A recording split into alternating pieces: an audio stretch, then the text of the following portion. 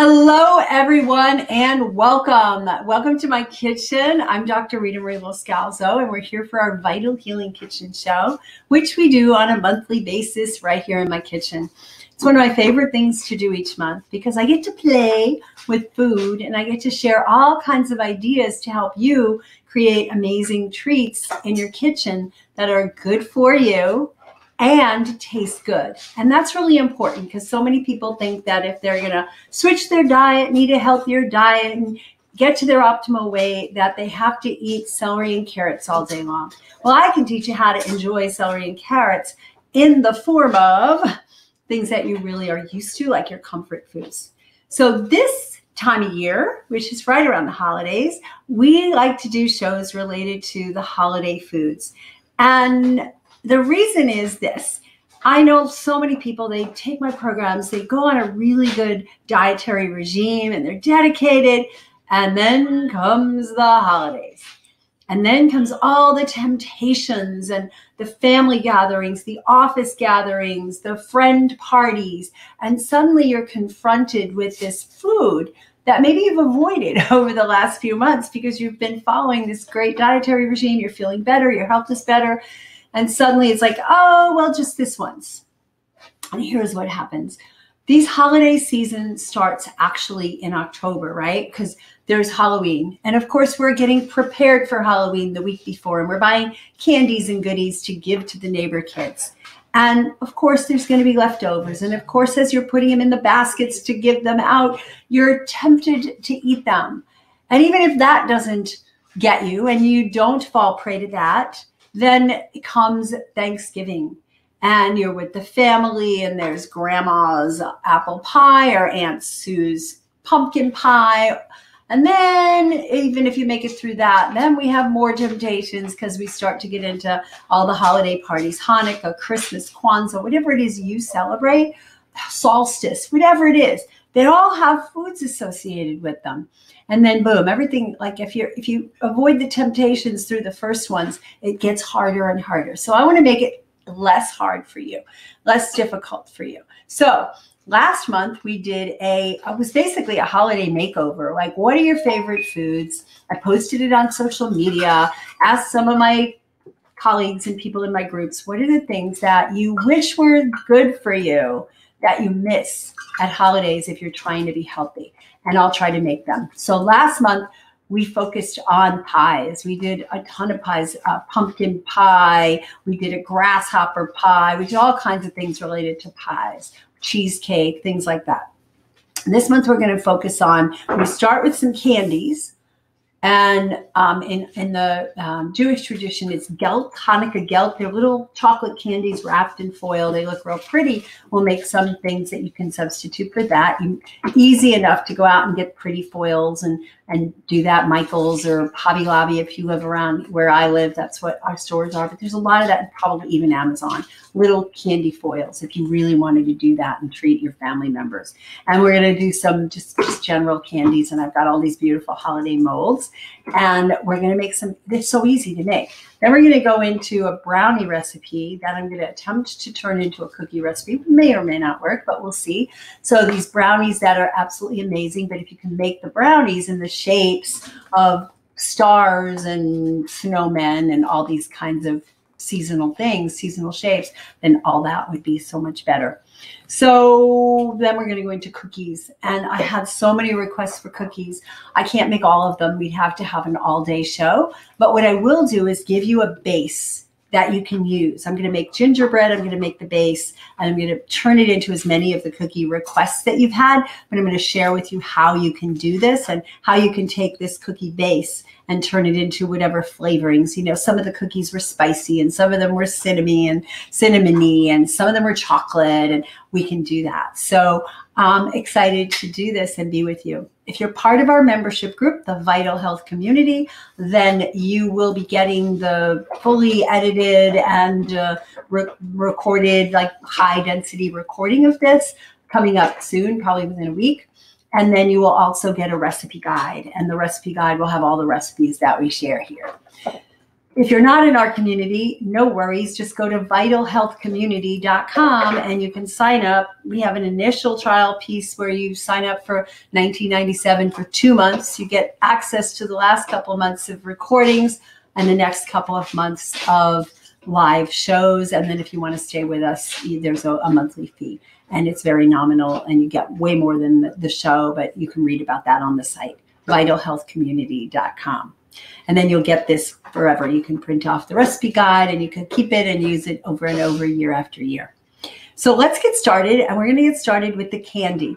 And Melinda's going to go grab an ingredient. The first ingredient, one of the ingredients I'm going to be using is cacao butter. Cacao butter. That's the fat part of cacao chocolate. And you don't have to use this, but this makes a candy that stays really nice and stable at room temperature, especially in the wintertime when the room temperature is a little cooler than it is in the summertime. So it will stay stable at room temperature and it'll keep it together. Now, there's other ways to do this without the cacao butter, but this is what I'm going to share. And then I'll share an alternate one that is a beefed up, super nutritious version. So what I did was I took the cacao butter that look like this. I buy them. I like the ones that are from Z Natural Food, organic cacao butter wafers, because they're in little wafers. And we're going to actually attempt to do something without having to melt it first. Little wafers, they melt, actually quite tasty. And if you have dry skin, you just rub them on your skin. It's really awesome. And there's other uses for them too that we won't talk about in the kitchen. So here it is. And I'm going to make sure it's measured out. And I'm going to combine this with some other ingredients and we're going to turn this into candy. I'm actually going to combine it with cacao powder. So I always talk about whole foods. Well, this isn't a whole food and neither is this, the cacao. This isn't a whole food either because it's the powder part taken out and the fat. But we do this to combine them together. And so they've been put apart. We put them back together. And in this format, what it does is makes a really nice candy consistency. The other option for this is cacao paste. And this is just cacao. So these are also discs, so it's easy to use. And I've done this a lot where I blend them in the blender. And these, you have to work with the flavor. For some reason, they're a little bit more bitter than the combination of these two. I don't know why, go figure. But these you can also melt down and then add your flavorings and your sweeteners and whatever else you're going to add, peppermint and whatever. And you can turn them into a candy that way too. So those are options that you have. I get the raw organic cacao. And I think it's a healthier option than like getting Nestle's cocoa paste or cocoa powder. So let's start with that. And I want to make sure I've got the right amount. So my recipe that I've written down that I've done a million times before, and those of you who've been to our show before know I don't like following recipes, but some of these are specific. So this is cold, so I'm hoping for the best because it's a cold day. And what happens is it gets solidified as it gets colder. So I'm going to hold it with my hand and I'm going to measure out 3/4 of a cup. I'm actually just to measure what's here. This is a little more than 3/4 of a cup. So it's equal parts of the cacao butter and the cacao paste. You can stir this together in a bowl or you can put it in fact, I'm just going to do it in a little bowl. So if you can just give me one of those little glass bowls, I'll do it that way. So I'll measure out, little glass bowl. And then I'll measure out the cacao powder. And I have another, this is perfect. I'm going to put it in here, which is a little less cold. You got to work quickly with this because this melted cacao will firm at room temperature. Well, not room temperature as much, but maybe like 100 degrees or below 90 degrees. It'll firm. Coconut is a little more sensitive. So this is the same amount of cacao as there was cacao paste. And when you see how easy this is, I'm going to whisk it together. Now, I may decide after all that, I'm going to use a fork. I may decide after all that I want to put it in the blender for a smoother consistency, but I did want to show you that the option is you don't have to wet your blender, you don't have to dirty your blender. You just can stick with, and you're seeing it merging together. You see it? And then every now and then I'll ask Scott to zoom in on the camera so you can actually see what's going on, like now. It'd be a good time to do that, but you see how it worked together? Now, it does still have little lumps and bumps. I prefer using the blender, but I did want to give you guys the option of just doing it in a bowl. So I'll put everything together and then I'll throw it in the blender just for good measure. It's pretty good, but it has little bumps in it, so it doesn't work as well. But the blender works super, super, super well. I want something sweet in here, and then we want flavor. I always put a pinch of salt in anything that's sweet because it decreases the amount of sweetness you need. So I'm just going to go.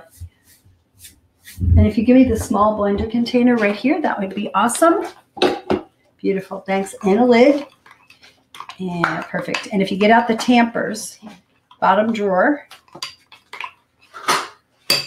This one, yes, perfect. Now, because I'm a glutton for punishment, I'm going to taste it. And my husband is making a funny face because it's very bitter, but I kind of like it. All right, so I put that in. Now I'm going to find something a little sweet. Now my choices, I just wanted to share with you. I shared this last month, but I'll just reiterate. There's a bunch of different choices for sweetening. Okay, so we've got lohan. Lohan is a Chinese herb, and it's got a natural sweetness, but no calories. So it's really cool. But the thing about it is you don't need much. So 1/8 of a teaspoon is about all you need, but you put it in and then you taste it. So I'm going to keep stirring this. And then I'm going to add it to the blender because I think it's going to work better that way. The other options are a little bit of erythritol. So because the lohan and stevia have a little bit of an aftertaste, sometimes I add a little bit of erythritol. But if you have a lot of GI issues and you're on a low FODMAP diet, or you just get a lot of GI rumbling, probably best to stay away from erythritol. But if not, erythritol works great. I get it as a product called Zero, which is organic erythritol, but there's other brands as well. And what I usually do is I powder it because it's crystalline like sugar, and sugar usually melts when you put it in something hot. We're not doing that. So I take it and I powder it up, and that would be a tiny bit. So I'm going to wait on adding that. The other option is the sweet drop stevia or green leaf stevia as a powdered green leaf. I would avoid the white stevias. And I'll put that in there. And I'm going to put this in here. I'll use one of my, I don't want to waste any. So I prefer doing them in the blender. I prefer doing it in the blender, but I just wanted to show you that there was an option.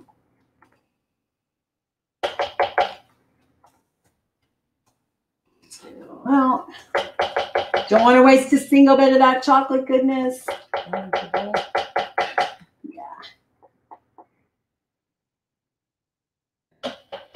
Yeah, make sure you lift the little. All right. All right, so I'm going to go here. And I'm going to.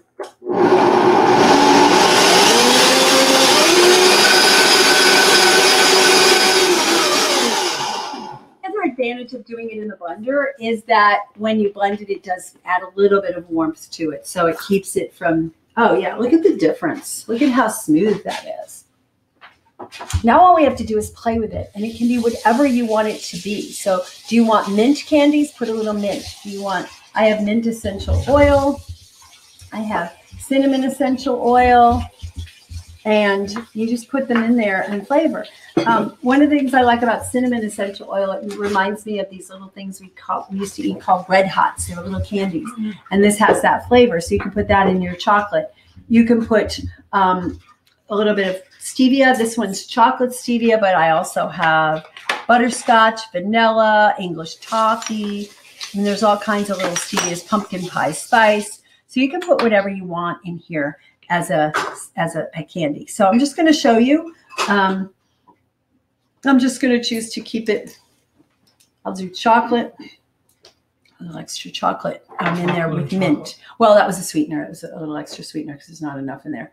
And then I'll put mint. How about vanilla or almond extracts? Any of those. Vanilla, almond, whatever you want to do. Just here, not the sweetened, but yeah, you could just put vanilla. I bought this vanilla in Mexico. It's just extracted in water. You can get Frontier. You can get Frontier, vanilla extract. You can get a lot of different ones. And also there's a powder. I ran out of powder, which I really like a lot, that we used to get on Amazon. Okay, so once this is, I'll stir it again, because when you add non-powdery stuff, it's easy. And then I'll do a little taste test.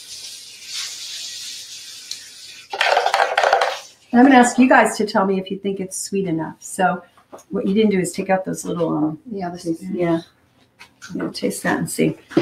Is it sweet enough? Does it need more? Scott, stick your hand out. Maybe just a touch. Yeah. Just a touch. Back of your hand. There you go. I can't land on your finger. It needs to be sweeter. It is very minty. Yeah, that was just 2 drops. So really mint only takes a drop. Think a little touch more. So what we're going to do is just add a little bit of this erythritol. And with erythritol, I'm just going to put in like 1/4 teaspoon. And we'll see if we need to blend it again or just stir it. And so you're going to learn what you and your family like in terms of sweetness.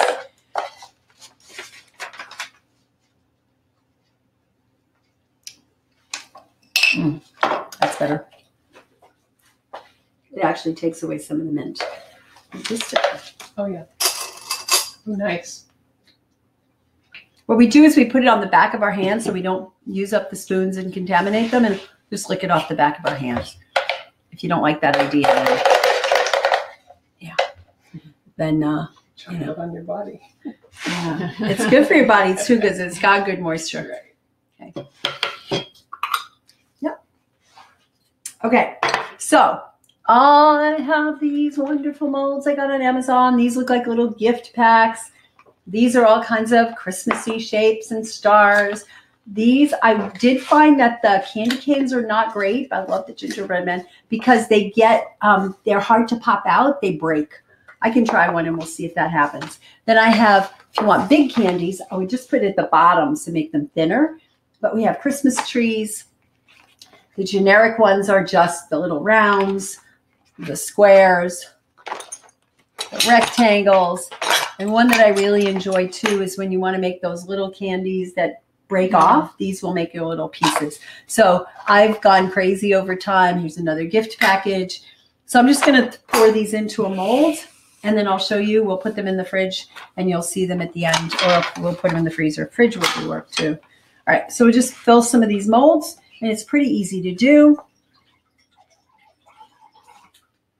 You just do this and then they're done. And I'm going to pass this on to my lovely assistants, Diane and Melinda, to finish it up, whatever number it takes. Usually when I'm going to put these in the, I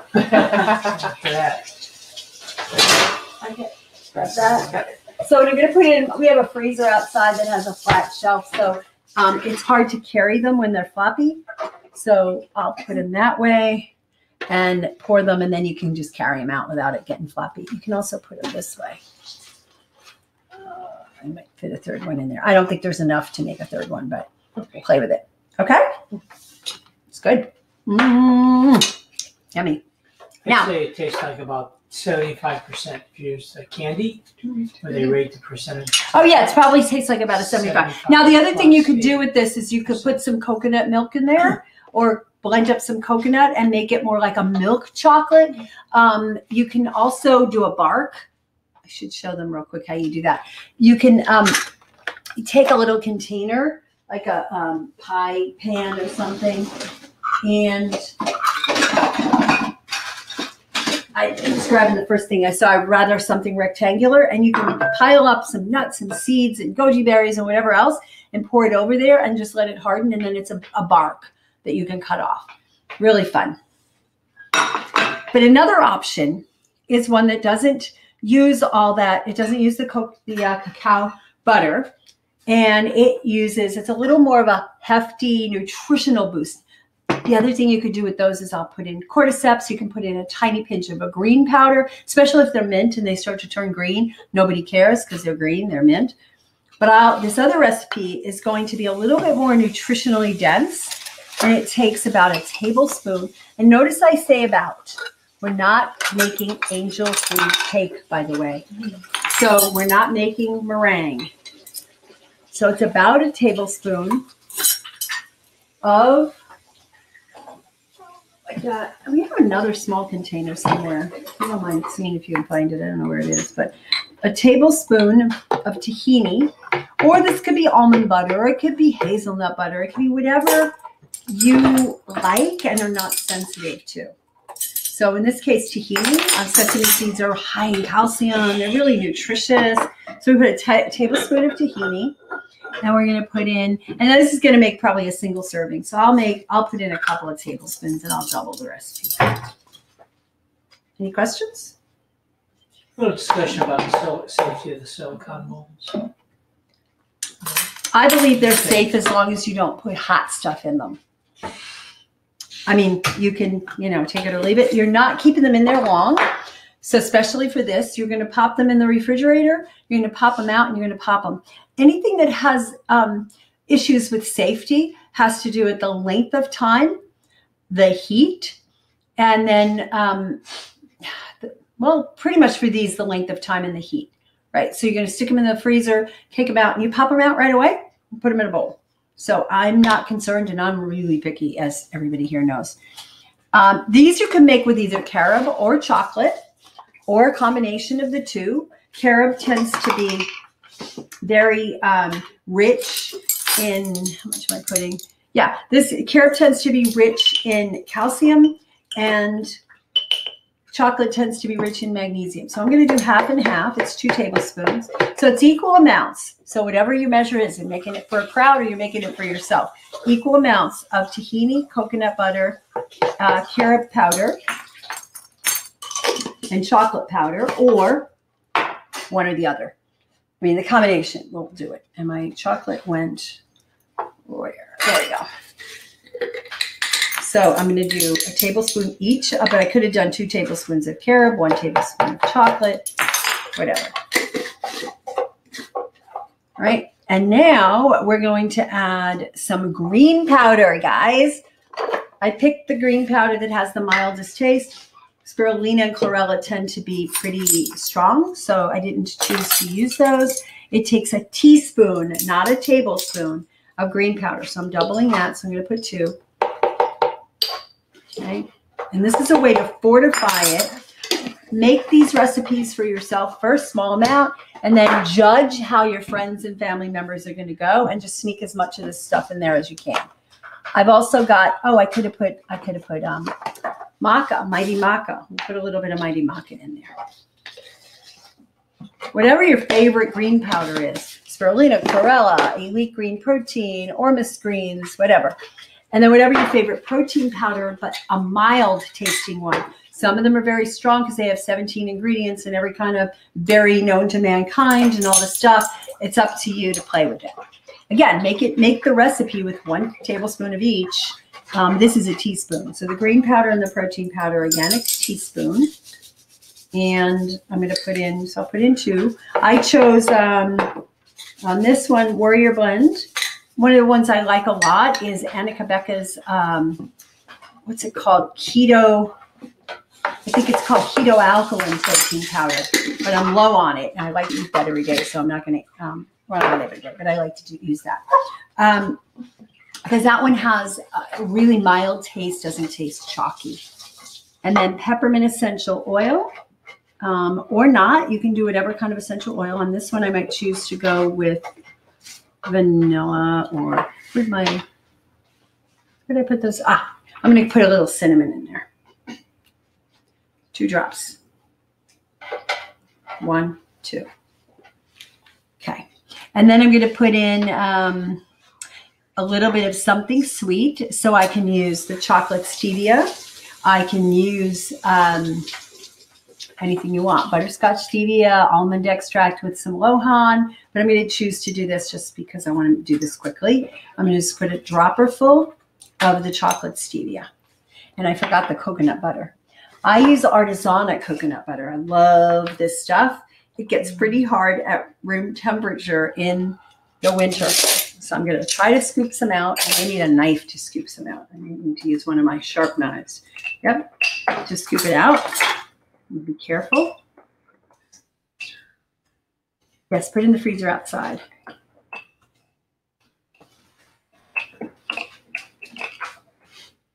There. So I should be able to get my 2 tablespoons out. It's going to look chunky. In the summertime, it's like creamy, smooth, like, oh my God, it's so good. Some more.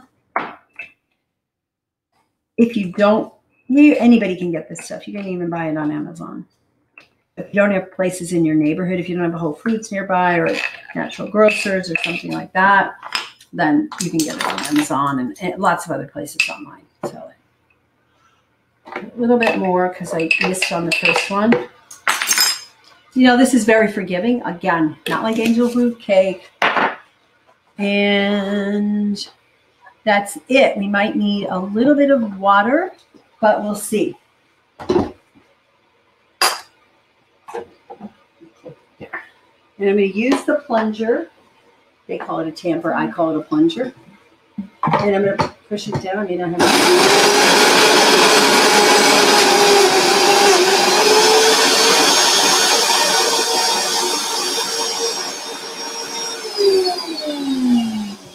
unfortunately used the wrong Vitamix. I used the big one to make a small amount. So I'm just going to play with that, and I'll just add a little bit more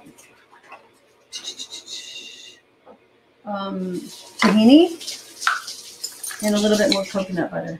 And I can even put a drop of coconut oil to make it go.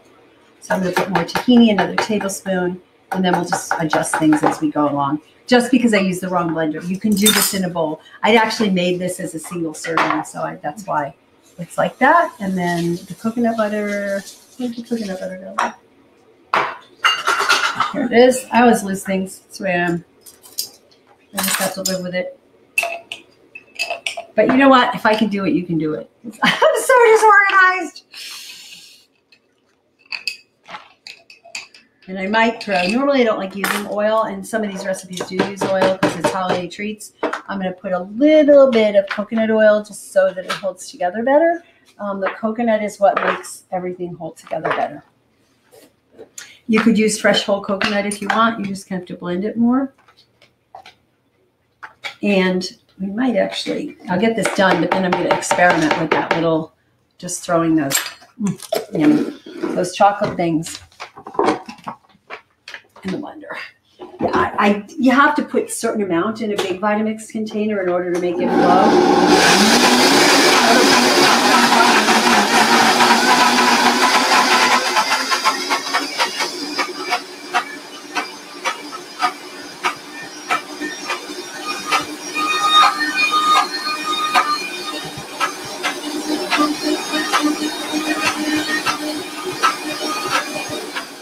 A little bit more stevia because I added more, but you don't need any more of the green stuff. You might want to put a tiny bit more of the cacao because we added more. So just add it.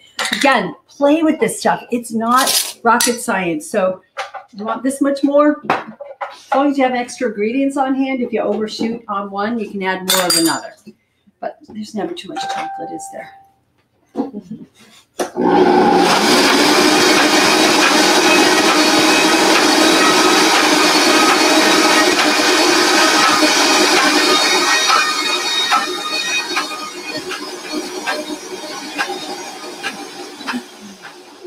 Darn good considering it has protein powder and green powder. And the whole point of that is to make it just more of a nutrient dense food. And we could do the same things with the molds. We could put cacao nibs in there, and I'll show you that in a minute. Can I put that in? Good. I may have to take the lid off, but I'll show you what it looks like. It's a little weird color because of the green. It's still dark. Now, if you wanted it to be more of a milk type of chocolate, or you wanted to have more texture like that, you can always add a little bit of shredded coconut.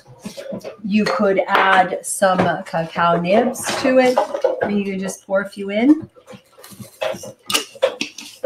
and stir it around a bit. You don't want to blend them. And then give me one of the molds, anyone. Pick a mold, any mold. Okay. So I'm just going to put these in the molds again. A little thicker than the other because we need it to be thicker because it doesn't have the cacao butter in it.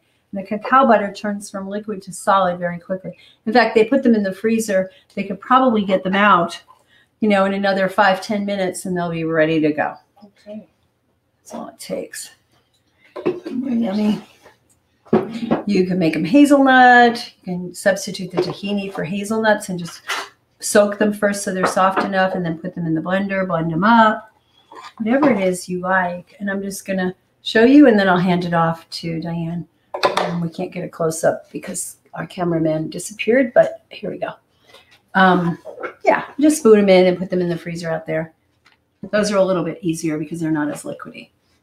Okay, so if you have questions, post them, and when he comes back, we'll take care of your answers. Yeah, so that's candy. And the sky's the limit on this, guys. Play, experiment, it's really easy to do. So I'm going to move on. Post your questions, and we'll get to them in a minute.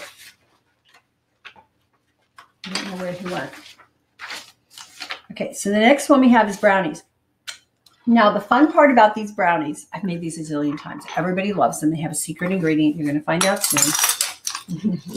And I was thinking, wow, I could probably, instead of just making them into brownies, put them in a pan, and then I can make them into Christmas shapes too. So the way I would do it as brownies is I would have I don't know where mine. Down in that cupboard down there, right next to the refrigerator at the bottom, there's some glass bins that are rectangular or square. We'll use those for the brownies, but I'm going to show how to do this. So what I need is, we're going to use the food processor to process. Are you ready for the secret ingredient? Kale. How many times have you made brownies with kale in them? It doesn't have to be kale. It could be arugula. It could be spinach. It could be any kind of greens, the super green mixtures. But we're going to put greens in here. And we're going to start with the food processor. And we're going to take, so I'll plug, yes, this one, the S way. And we're going to just pack in some kale and grind it up. And then we're going to have it available to put in the recipe. So it's about 2 cups. I use the baby kale. You can use the regular kale if you do take the stems out, because the stems don't work as well, and you could save the stems for juice or something like that. I'm going to just throw in 2 handfuls, which are close. Yeah, good. Those would be great. And then I'll get out the wax paper. Okay, so I'm just going to throw them in there, and then I'm going to put the lid on. Thanks. Put that down. I don't want to block visual. I want to get a feedback from everybody if it's on wrong.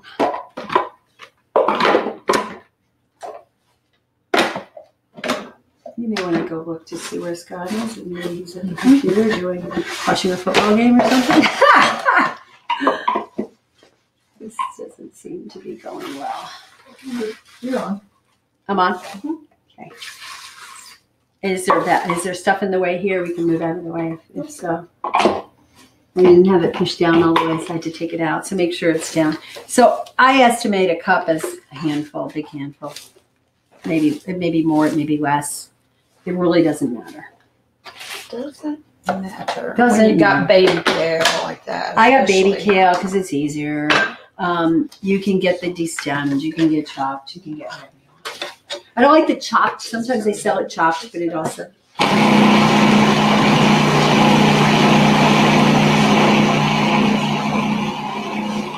And that's it. I love food processors because that would have taken me forever to chop. Yeah. It's about the consistency of like confetti or chopped up basil, like an herb. You don't want it to go to liquid, but you don't want it to be too big. You don't want people to be onto you. All right. So the next ingredient, the next one is remove the kale to the bowl, set aside, process. Okay, so we're going to process. So we're going to get a big bowl out of down there underneath. A big bowl. Nope. There you go. A glass bowl would be fine. There's several of them nested. So this again. And I don't need to clean the blade or the thing. I just need to take this out so it doesn't get over processed while we're chopping up all the rest of it. Does it smell good? Yeah. If a little stays in there, it's not a big deal. All right. So I'm going to put my blade back in. Now you're going to notice that everything I do, I try to simplify it. I don't like the recipes that say first do this and then do that and then fold this into that. And I try to simplify it. So we're going to take 2 cups of walnuts. And what we did with our walnuts is we soaked them, we rinsed them, and then we dehydrated them. We have a crunch to them, but they're amazing. And they're much healthier for you when you do that because you activate some of the nutrients in them. We're going to do 2 cups of these. Again, I usually don't measure, but I'm going to measure just to be official. You can buy sprouted and dehydrated nuts on Amazon, even from nice growers. But here's the thing. You're going to pay double on what you normally pay. So I was going to do that. I need some almonds. I don't have time. I was like, they're $30 a pound if I do it that way. I already have almonds in my freezer. So we did it. So we did almonds and pecans and walnuts. So I'm going to chop some of that with the, oh, there's also pecans. I love these pecans. Now, for the pecans, these are dehydrated, and I'm going to use these in another recipe. But I think for this recipe, because I want to get some moisture in it, I'm going to use the whole fresh pecan. So if you don't mind taking them out of the freezer, that would be amazing. Drawer. And I'm going to put about a teaspoon of vanilla.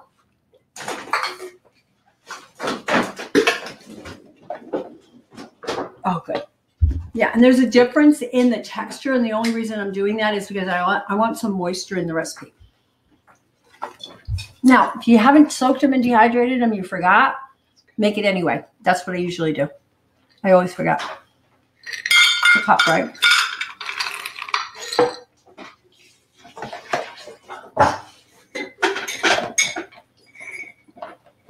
When you put those in, check to see how the other ones are doing, because you may be able to bring them out and show everybody. You're going to love these brownies. Everybody loves these brownies. So it's, I don't have vanilla powder, so I'm not going to put the vanilla in right now. If I had vanilla powder, this would be the time to put it in. So I'm just going to stick to these ingredients. And I'm going to open up. You do have to be careful if you put them in your dehydrator.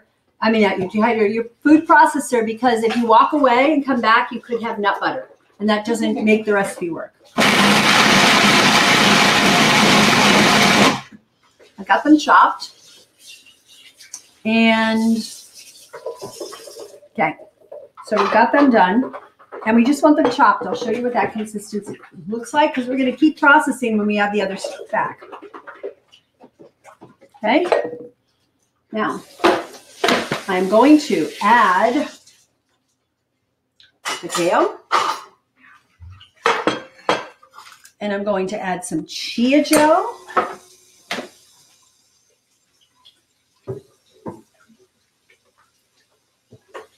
And I'm following my recipe here just for your sake, because normally I just throw everything and I just do it by head, and sometimes I do it in the wrong order, and sometimes things get a little mushy, and that's not good. So I'm going to put a little bit of chia gel in, and I made this chia gel in advance. It's just black chia. You could use white chia. You can use whichever one you want. In this particular recipe, because it's a chocolate recipe, it doesn't matter if it's black. If you were trying to make a vanilla cookie and you put black chia in it, the color would be off. And we're going to put about half a cup of chia gel. Now, Cindy wants to know what could be a good substitute for nuts if she's allergic to nuts. Is she allergic to coconut? Cindy, you allergic to coconut? I wouldn't know what to do instead, because it gives it the whole texture. You can use flour, but I don't think flour is a good choice. Anyway, these are not going to be cooked or baked, so I would say find an alternative recipe, because I don't know of any other way. If you're okay with coconut, you probably try it with coconut. Coconut and chia. You know, are you allergic to all nuts or just some? And here's the thing. A lot of people are told stay away from tree nuts because you're allergic to them. But there's like a bazillion different categories and families of tree nuts. So you may be allergic to a certain nut and other things in that family. but you may not be allergic to all of them. So I would really check that out because it's really weird to have an allergy to tree nuts. Well, maybe it's a sensitivity to the fats, who knows?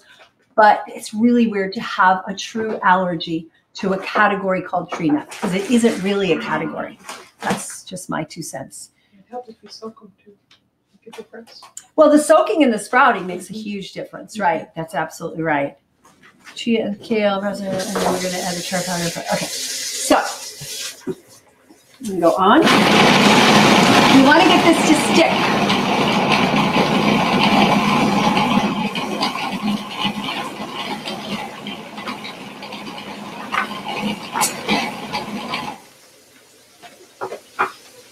Okay, so you notice it's green, not brown, like a brownie should be, but it's starting to stick.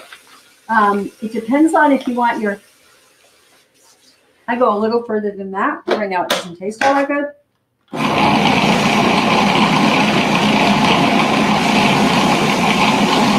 Okay, now we're going to add either carob or chocolate or both, depending on if you have an allergy or a sensitivity to one or the other.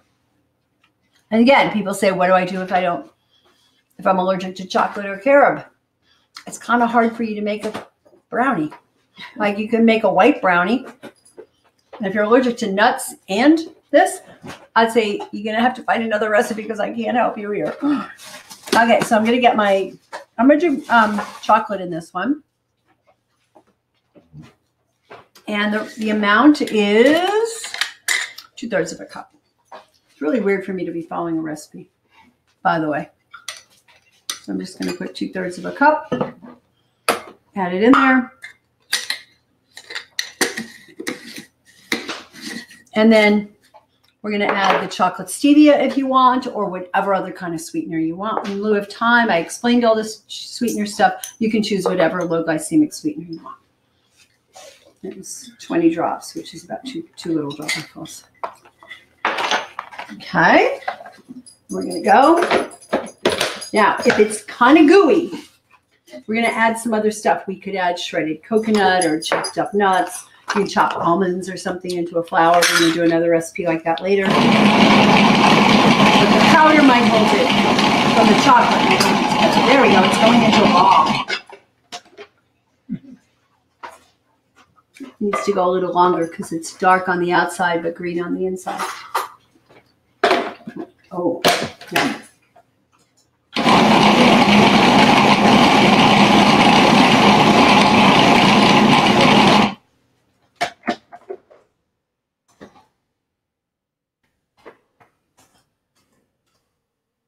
Go a little longer.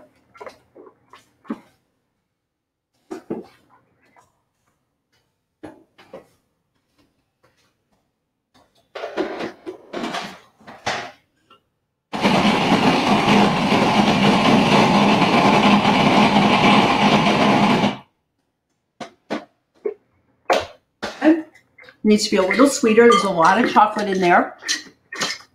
So again, I have a choice. What low glycemic sweetener do I want to use? There's this Boca Sweet, which is ground up kombucha squash. There's stevia. There's Lohan. I'm going to add a little bit. I'm going to put a little erythritol. Again, I have lots of substitutes for lots of stuff. If you don't like if you can't do erythritol, don't use it. Just use more stevia or whatever. But erythritol tends to really, really mellow out the recipe. My friend Karen Osborne of myfoodfundfitness.com. She's amazing. She has a whole recipe guide of low glycemic desserts and all kinds of great recipes for substitutes for your favorite foods, but made healthier. And she always likes to do in her desserts that combination of stevia or Lohan with erythritol. She just gives it a gentle sweetness. Okay. So we're going to try this.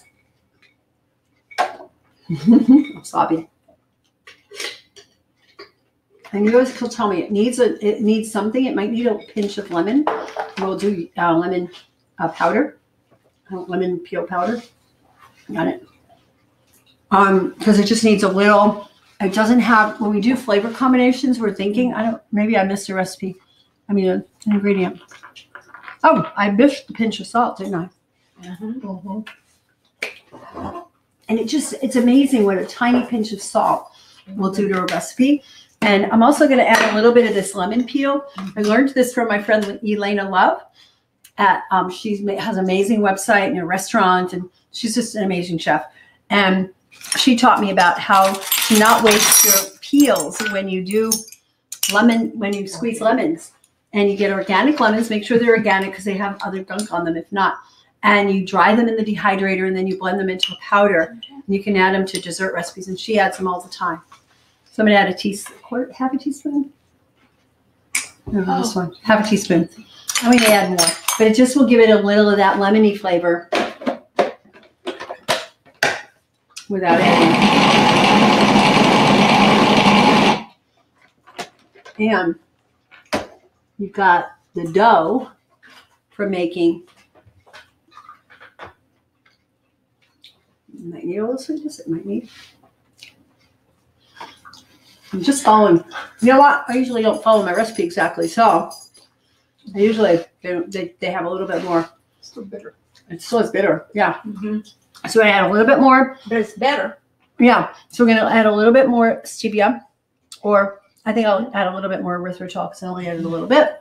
So you basically, this is how you make recipes, and this is why I don't like to follow recipes. I want to teach you guidelines of approximate amounts. Where'd that the erythritol go? Had it here a minute ago. This is the lemon. It's right here. You just have to use your judgment on the ending, the flavors, the amount of spices. Yeah, use the guidelines. Like if you're trying to make a Thai thing, use an authentic Thai process for that, and then go, yeah, it needs a little more spice. It needs a little more whatever. Same thing on sweets. What's that? Yeah, real food doesn't taste consistent from season to season or time to time, right? So let's try that again. It's better. I'll try. I hope you don't mind my hands. Yeah. That got blended better. Yeah, it's probably going to end up being, I'm just going to put a little bit more erythritol, probably about a teaspoon altogether. Notice I just add by little by little. I do the same thing when I'm working with clients and I want them to take some supplements, for example. We start small, low and slow. The salt was good. More salt. I just really think it needs a little real lemon. Well, Juice. There's some. I do too. Sure, one's lemon, one's lime. It doesn't matter. I think It needs a little bit. Yes. So the 5 flavors need to be balanced. Boy, who put this on? Mister. He always tightens everything like he was expecting someone to break in. Yeah, somebody's going to break in and steal it like they did. We have a jar of cacao that's missing. I said, who came to my house? Can you hand it back? Your sister. Lemon does that. She's not that strong. Lemon just does that with the acid. I'm going to put like a teaspoon. Just judge it.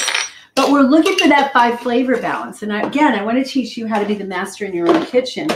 And those 5 flavors: sweet, sour, salty, bitter, and pungent. Pungent being, we don't have pungent in here. We have bitter in the greens and the chocolate. We have sweet in whatever we added. We have salty because we added a bit of salt.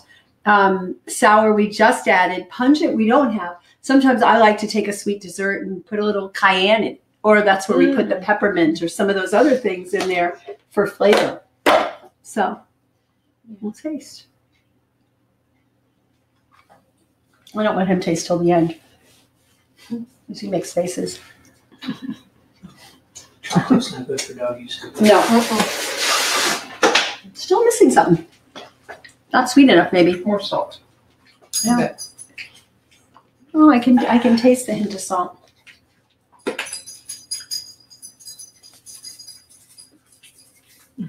And maybe that kale was more bitter than another batch of kale that I That was used, strong right? kale. It was strong kale, so that's baby it. kale? And you might want to Yeah. use spinach.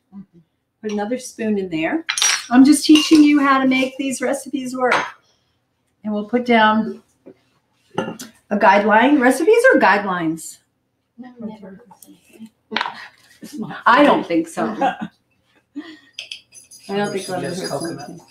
What's that? Someone, Linda, Yeah. suggested coconut. Yeah, coconut would be a Yeah. nice thing to add a little bit of this. How about Yeah, and it'll firm it up a little bit. Yeah, That good shredded idea. coconut. Shredded Yeah. coconut. I just sprinkled a little bit in Yeah, there. the raw coconut. If you do have something else. I'll use that in something else. That would just totally mess up the recipe. I'm gonna make it too wet. Now we're going to dehydrate this or freeze it, right? So depending. Better. Good job, Amanda. I really still needs a little sweet. Tiny bit more.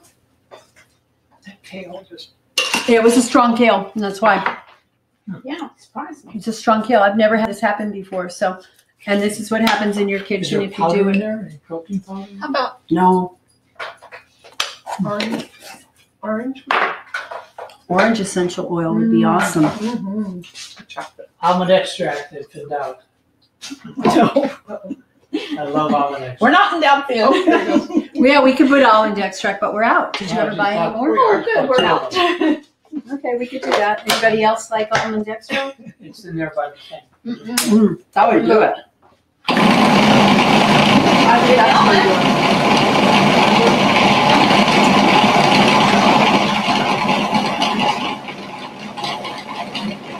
it. So you play with your flavors, right? That's it. Do it. The almond extract, holy cow. I'm not the almond, the orange oil. We're not going to put this in. It's going to confuse it. Orange and chocolate. Oh, yeah. Yeah? Mhm. Yeah. All right, we added a little coconut. We'll write down what we added, the coconut and the almond and the orange and the lemon juice. We will. Oh my gosh. Now it's good. Lemon. All right, so now we're ready to put this out. Now we're gonna ease into our cookie demonstration. I'll show you what I normally do. Thank you. Our cookies are all going to be a base that we're going to doctor up in flavor according to what that you're needing and wanting. So what I'm doing is I'm going to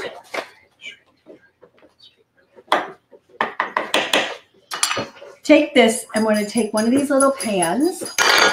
One. Usually what I like to do is line it with organic parchment paper.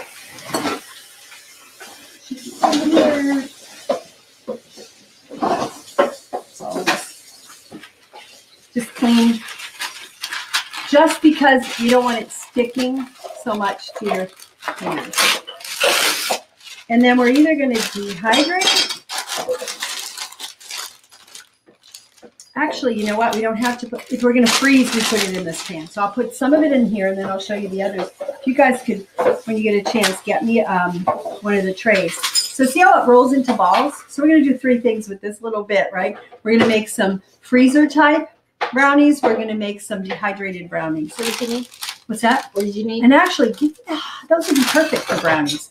These are the perfect shape for brownies. We'll do it that way. So we can either put it in here and then cut it, or we can actually use one of these molds if you have one, and then we're going to put like a pecan. If you get me the one of the dehydrator trays with the Teflex, or I could put parchment over it.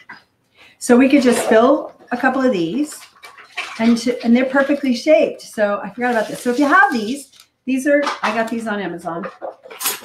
You do it that way. If you don't, you just grab a pecan. Put a pecan on top, a walnut on top, whatever you want. And now we have this cute little brownie. Perfect. With the tray too. The net tray needs to be on there too. You can't just do that. It'll go through. Oh. You can do that. Okay, so that's one option. I love these little things. That was Diane's idea.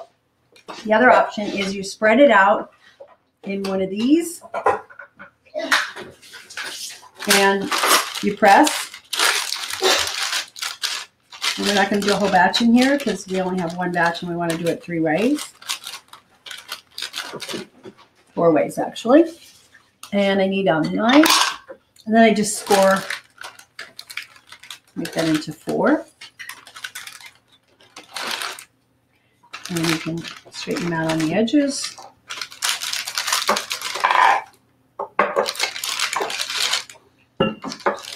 Depends on how OCD you want to get about it, how perfect you want them shaped. Doesn't have to be perfect, at least in my family. You take, on these I'll put walnuts because they're smaller pieces. My hands, yeah.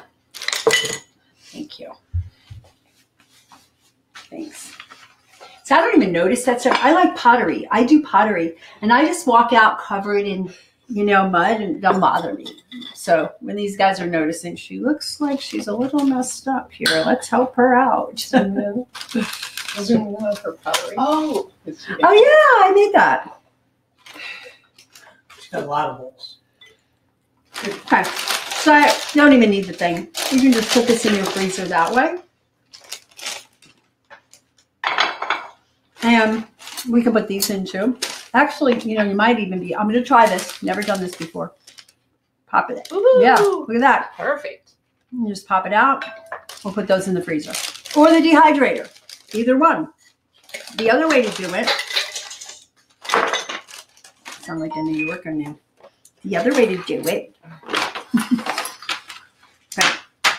is we can take what's here.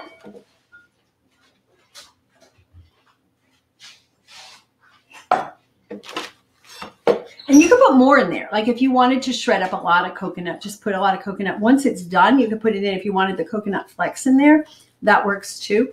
We're going to spread it out on the dehydrator tray to the thickness we want our brownies.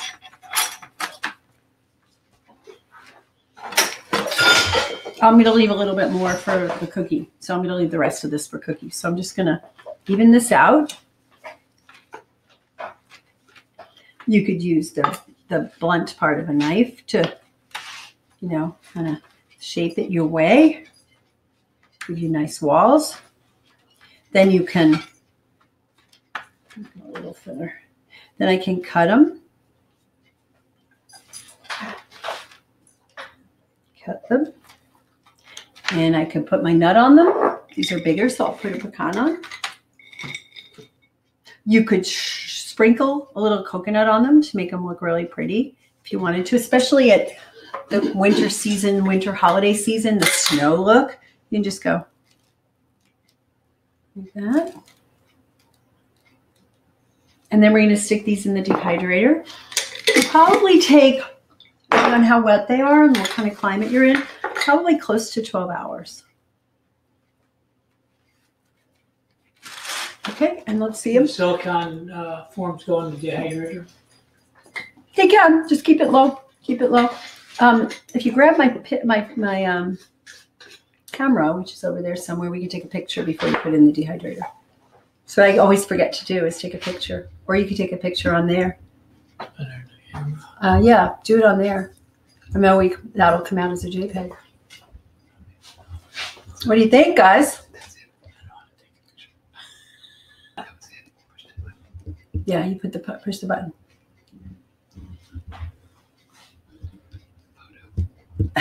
Melinda knows the camera better because you did it last time. Okay, is it press button? No? Yes? All right. There you go. Beautiful, huh? And then we'll put them in the dehydrator, and tomorrow when they come out, I'll show you guys. So I'm going to do something else. If you can bring me back another one. Actually, give me that tray again. Come around. Okay. Give me that tray again. What you can do is you use the tray so you don't get it sticking, but just hand it to me and we'll, you can actually flip them off onto there. And the way you can do that is just grab something like that.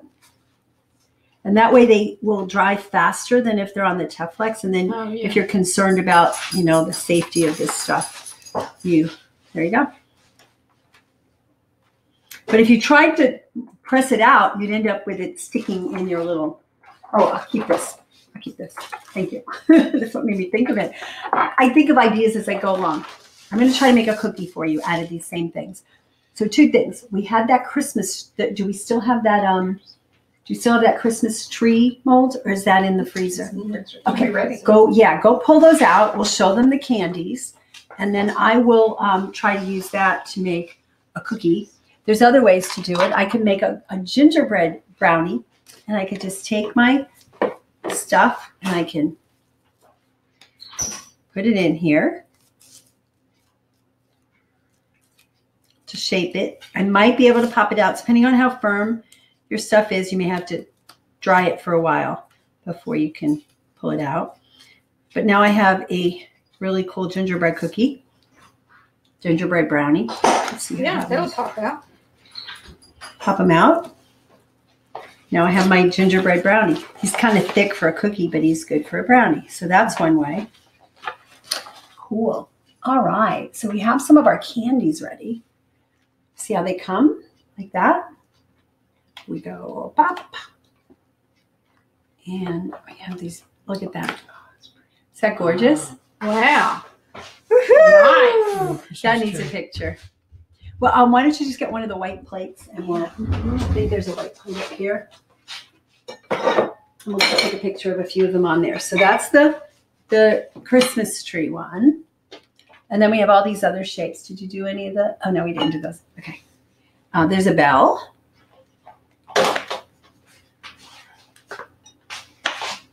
Aren't they beautiful? Very. And then you can take a picture of this whole thing. Oh, there's a star. Look how beautiful they came out. This is the first recipe we did. When we're ready, the others might take a little longer. When we have the presents. Yeah, we have little presents. The presents under the tree. I'll pop these out and we'll put these. These will make the picture look really pretty. I'll put the presents under the tree and the star at the top of the tree. Very cool. And the bell can be off to the side at the top. Isn't that cool? I have another star. Mm-hmm. Another star. And another 2 presents. And I didn't plan to do this, right? These are just ideas as you come along and you have fun with it. You can make this however much fun and bring your kids in on it. Kids love this stuff. So if they can make this stuff and then they can pop them out and they can eat them. Oh my gosh. There we go. Isn't that pretty? And Scott's going to take a picture. We'll post this in the recipe guide. We'll be right in the recipe guide. Oh, they're gorgeous. Isn't that beautiful?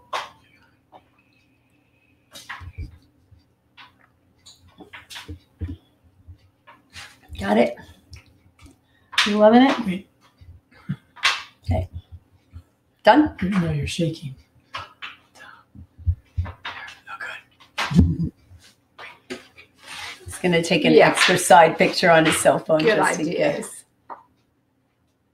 Yeah, and anything that we dehydrate or freeze that isn't ready, we'll take a picture of and put in the recipe guide.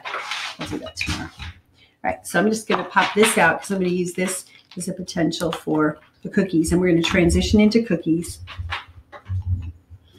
And yeah, so I'm not going to keep him right now. We're just going to roll him up. So it's fun because kids love this part.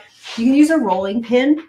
This is soft enough that you don't need it. Sometimes it's not so soft and you need a rolling pin, but this is really nice to just do. If you do need a rolling pin, I like to use, we have a ceramic rolling pin. You can use a wood rolling pin. There's any number. So this is the little tutorial on making cookies with these. Now, if you're using these kinds of shapes, like for the Christmas tree, I do them the same way that I did my gingerbread man. He was a little thick, so I'm going to just make this a little bit thinner. Right? And there we go. We can pop it out. That's what I may keep if he works. Yeah. Oops, it's a little lopsided, but it's close enough. And then what I could do before I put it in the dehydrator is I could decorate the Christmas tree. So I could take some goji berries as my little ornaments.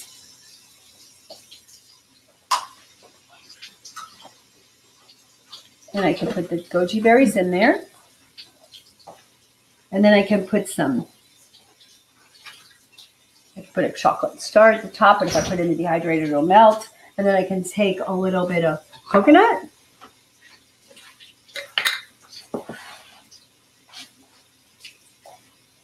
Now I've got this beautiful Christmas tree that I just need to lift and put onto there. And then Scott, if you can help me there. And then if you do it. And then if you could lift that tray up, we can show them. And we'll put that in the dehydrator. So these are the brownies, but I turned the brownie into a cookie. Isn't that pretty? Are the other chocolates done yet, or are they still brewing? The chocolates that I made with the tahini and the... I'll go look. Okay. Oh, They're here? We'll check them. there was some. So I'm going to give you this cookie thing, and this will apply to all the others that we're going to make later, so make sure. Are these, is this what you're talking about? So is this the ones that we did with They were tahini? different than those. Yeah. Look at this. This came out pretty good. I think you had a little coconut in the thing, but we made little gingerbread men cookies. Wow, that's interesting. They have this white film to them. Interesting. Let me put these on that plate too, and we can take a picture later. And I would put these back. These are not going to stay for as long at room temperature. So that one plate that had those on it, let's leave it at food prep temperature. Let's take these and put them on another plate. And then we'll see, we'll just compare so people get an idea. Like if you're going to a party and they're going to be sitting out all night, you want to make sure that you use the other ones. If you want to just let them sit around and you want them more nutritious, here's what they look like. And did you pop all them out? They're all popped out? Cool. Yeah, they're On the plate? Mhm. And you have the plate? Okay, keep them at room temperature so that we can see how long they stay firm. So this is the little Pretty ones. hard. They are, right. So I want to see how long that lasts. You know, so you know if you're going to a party or you're having a party and you're putting these out, which ones to do. So these are going to stay less. These I should have put them on a white. If you can go under that cabinet, Scott, back there, or Diane, there's some white little saucer plates, and we can do another picture there. So while you're doing that, I'm going to show making these, and then we might not make the cookies for the others. I'm going to show you the process, and we'll actually make the batter and all that. We'll do them later. So I want to respect your time and make sure we're good. So I have all these little cookie cutter molds. So I press it out either with the, if it's firm, I press it out with this. Yes, I put those in. And we can take a picture. Yay. All right. So I have a few of these. I have the star. So you basically press. What I usually do is jiggle a little bit, pull out the extra around the edges, roll that into another ball to use on the next cookie, and then I go like that. And we can put these with the brownies on that other brownie tray. I guess you already put them in. So he took a picture of that, right? Okay. So give me,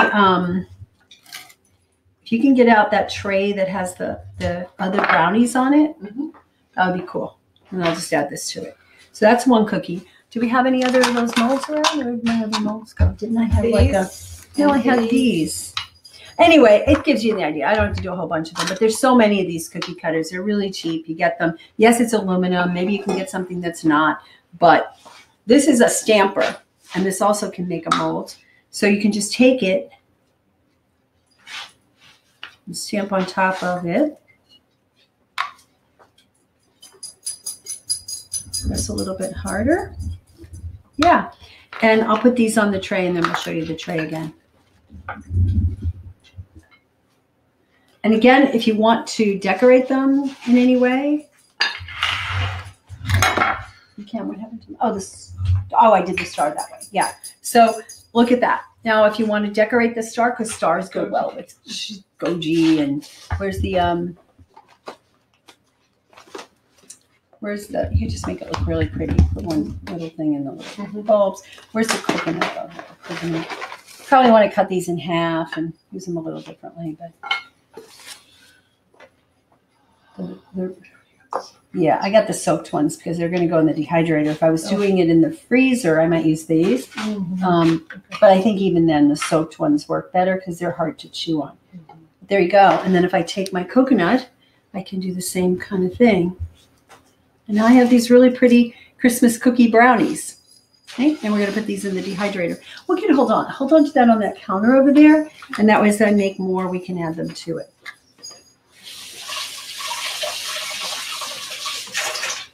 I'm just going to finish this. Actually, we're done with this, and I'll move on to the next recipe, which is going to be gingerbread. Well, the base cookie recipe and gingerbread cookies. Okay, and I could use this to cut it. I can use a butter knife. I could use any knife I want.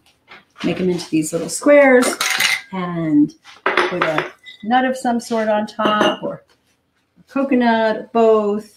But since we started that way, I'll just put on a little coconut too. We could put a blueberry on them. We could put a goji berry on them. You can do whatever you want. But dehydrator temp like 150 or something. I like to stick to Or start hot and go. Yeah, if you're around, you could start higher, but with this, I would probably just go with 110 to 115. Yeah. Okay. That's it. Let's make the next recipe. I'm going to give you guys this. I wish I had 2 of these processor bowls because I don't, but I don't. What happened with those other? Oh, yeah. Do you want this back in the freezer? No, I want them both on the counter, and so we can compare. Okay. Are those all the ones with the tahini? Yeah. Yeah, I want them on there. So I just want to see, really for myself as well as for sharing, how long each of those recipes will maintain. I made some last week that had a nut butter in them, and they were good for about 10, 15 minutes, and then they started getting juicy again. Whereas I think the cacao butter ones are going to last hours and hours, unless you take them in. Unless you're in Arizona and you don't have your air conditioning on. How's that? But these are easy. I mean, these are fun. You can use these as a mold and then pop them out. You can use this as a cookie cutter chunk. And that's it. Any questions on making cookies before I go into some of the recipes? All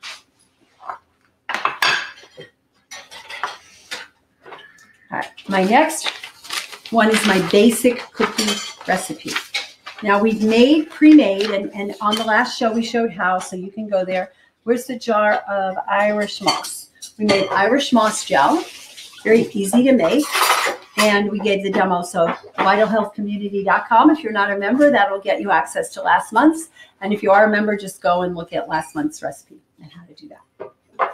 And we've done it a lot of times before in the community. So those of you who are premium members and you have access to the last 6 years of recordings, you can go back there. Those of you who are not members, you can still go to vitalhealthcommunity.com and ask to be a premium member. And then you get access to our entire library of 6.5 years of these shows, plus a whole bunch more. All right, so there's a lot of people requested thumbprint cookies. There was a request for German cookies. There was a request for peanut butter cookies, South Texas Mexican wedding cookies, German Christmas biscuits, spicy nut biscotti with orange or lemon rind, biscotti with chocolate, to Florentine cookies. So we're going to make a couple. The Florentines were unique, so I'm going to make those as well as make a base, and then we're going to make all the others from that base. I am giving you in the recipe guide my recipe for the healthy holiday cookies, the baseline, and then I'm going to give you the recipe for the the gingerbread, and we can use those two as a basis, any one of those two as a basis for making any cookie, because it's really about the flavorings and the level of sweetness and, you know, the spices and all that. Yeah. Let me just go do a little cleanup here. Scott always says he's not sure it's worth having me cook because I make such a mess, or bake, or whatever you call this, uncooked, because I make such a mess, but I just like to barrel through. I just don't want to run out of time like we did last time. So we're going to make this cookie, and I need the food processor again. So I'm going to gather my ingredients while that gets cleaned. I've got pecans. And again, if you need nut-free, I'm not sure what to do here. We've got almonds. We've got dried coconut, which I had here a minute ago. It's right here. Yeah. Put all my ingredients in front of me. The chia gel. I should put these back in alphabetical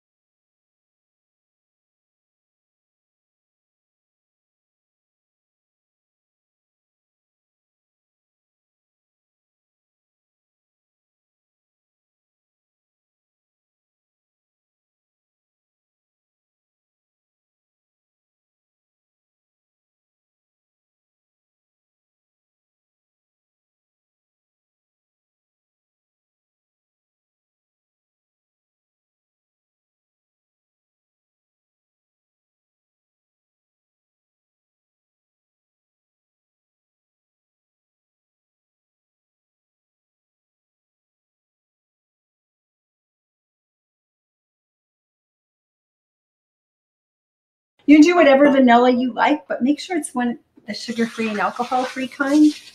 This is from Mexico, and it's pure vanilla and water extract, so there's no alcohol. So people who are sensitive to alcohol, this is a good choice. Frontier and or Acacia and some of those others have the extracts. Oh my goodness gracious. They don't smell as strong as this. Give that a whiff. So amazing. And it's just pure vanilla extracted in water. But I don't know how to get it online. You might look it up and see if there's a place online to get it. I bought it straight from the horse's mouth in Mexico. It's made in Mexico. Sounds like a trip. Yeah, trip to Mexico to get vanilla. Bring some back with you. So we're going to do 2 teaspoons of vanilla extract. Look how dark it is, too. You got more than that, Brenda. I got this big one, and I got 3 small ones. So I don't have a lot. No, I'm going to have to find it. I'll be on the search. If anybody finds it, look it up. And this particular brand is called Mexican Vanilla, Natural USUMACINTA. Usumacinta. It says ingredients, pure vanilla. That's it. And vanilla beans inside. Does this actually have the pieces? Some of them have the pieces still in it, and they extract it and they tell you, but I don't see a website on here, so we'll see. Oh wait, there's a name. There's an email. It said Vallarta Show Me at hotmail.com. VALLARTA Show Me at hotmail.com. And it has an address. So we'll put this in the notes. Make a note to put this in the notes. That's good. Thank you. Cool. Well, I'm excited. And then we have a pinch of salt.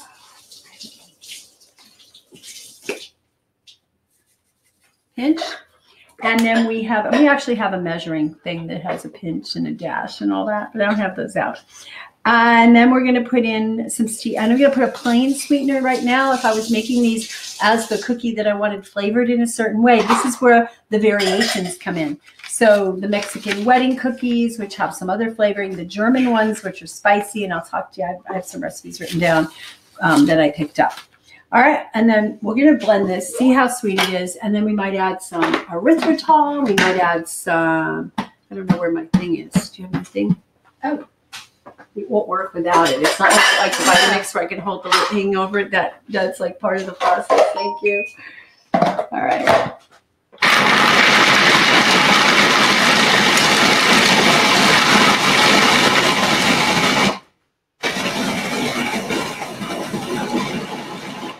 And I just want to say a couple of things about some of the recipes that are out there. There's a whole lot of paleo and keto baking recipes out there. My biggest concern is that they take a polyunsaturated oil containing nut, like an almond, and they grind it into a flour, and then they put it in the oven at 300 degrees. The polyunsaturated fats oxidize over 118 degrees. So we're dehydrating for the purpose not of short and easy and not having to heat up the house with the oven, because in the winter we do want to heat up the house with the oven, but because of the health risks of heated polyunsaturated fats. So it's really important for us to know that those recipes sound good, but use coconut, which has a higher safety measure. Don't use the polyunsaturates. Don't use ground up walnuts, especially because they're high in omega-3s. Don't use ground up almonds.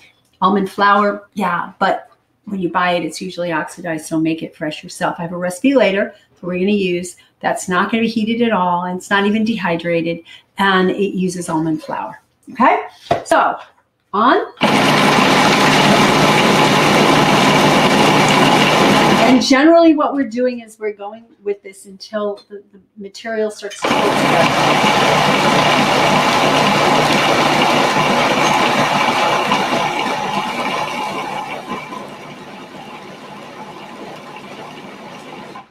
When you're talking a kind of consistency you want, like a biscotti, you want to do this in the dehydrator and do it a long time to get the crispiness. Don't do it too thick because you'll have a gooiness in the middle, but it would be a thinner biscotti. I've made breadsticks that were amazing just by making them nice and thin and using a recipe similar to this, but obviously not sweet but savory. It's happening.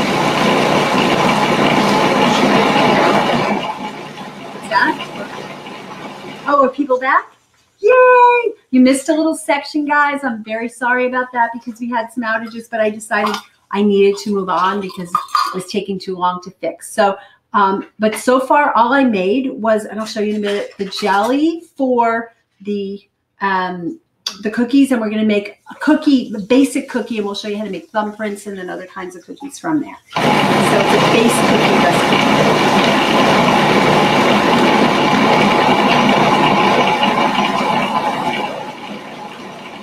What I usually like to do when it looks like it's taking a while to hold together is I reach in and I see how close are we. It is holding together, right? It's holding together, that's great. But there's also chunks. So it depends on if you want to make a cookie that has this chunkiness. And that's kind of delicious without anything sweetening. I mean, it's so good. So this would be the base, and then we'll add other stuff. Just an idea. I know it's not sweetened or anything, but give me an idea of, is that a good consistency that we can start with? You want to taste? So since we're back and there's 26 people back, can you do a quick summary review what you're doing? Because I missed. Oh, I just asked her that. I already did it.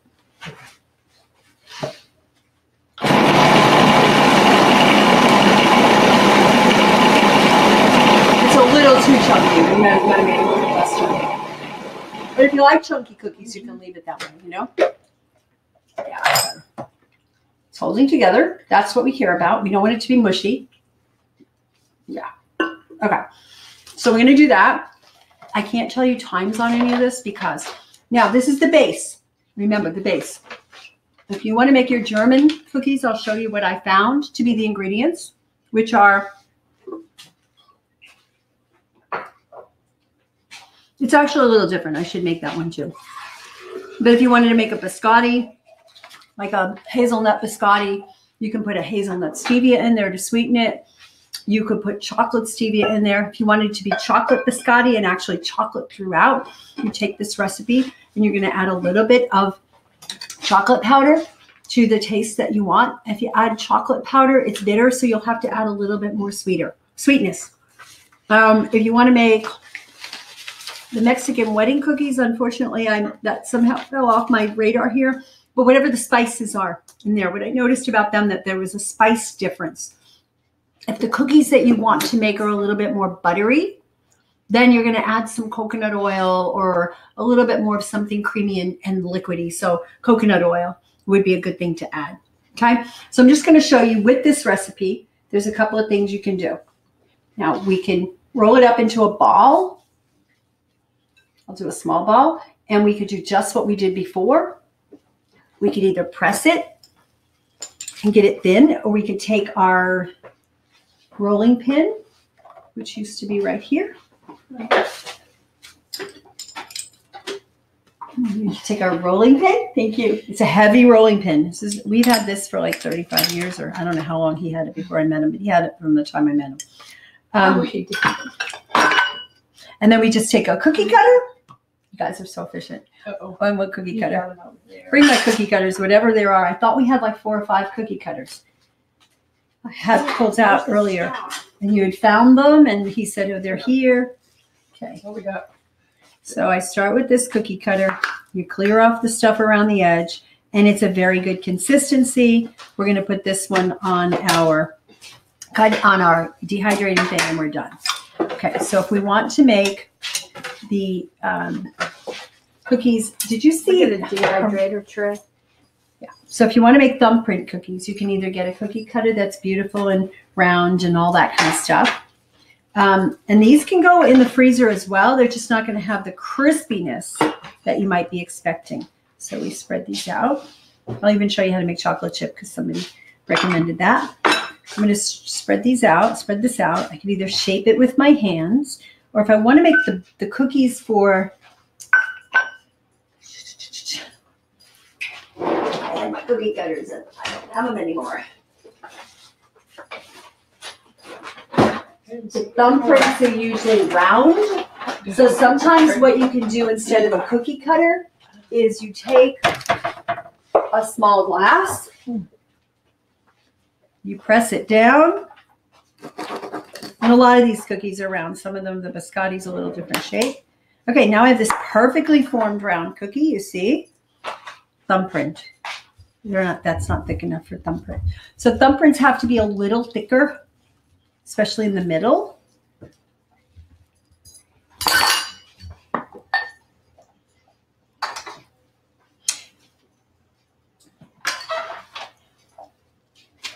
Not too thin.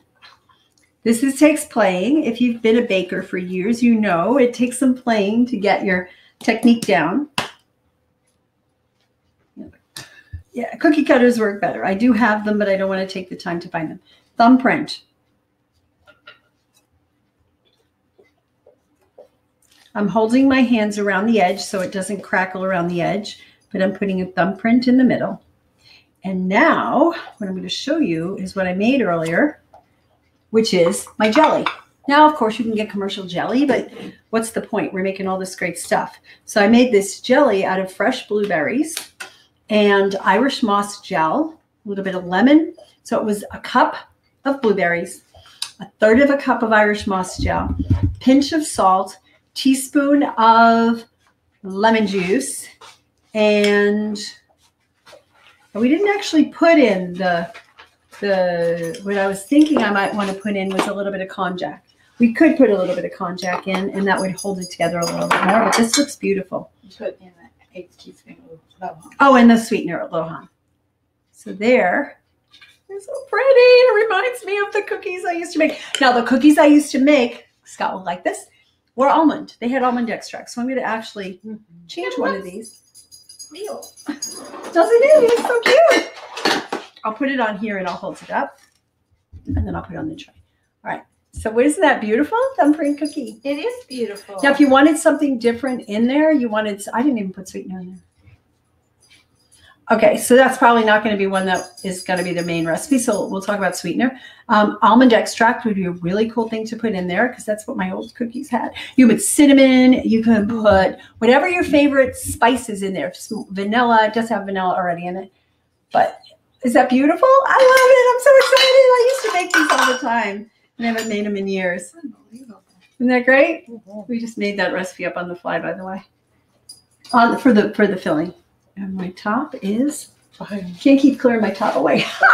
You guys are so efficient. I lost it. Oh, no. She did. Yeah. After a recipe, you could clean up. I'm going to put a little sweetness in there. And I'm going to put almond extract because my husband will love me for it.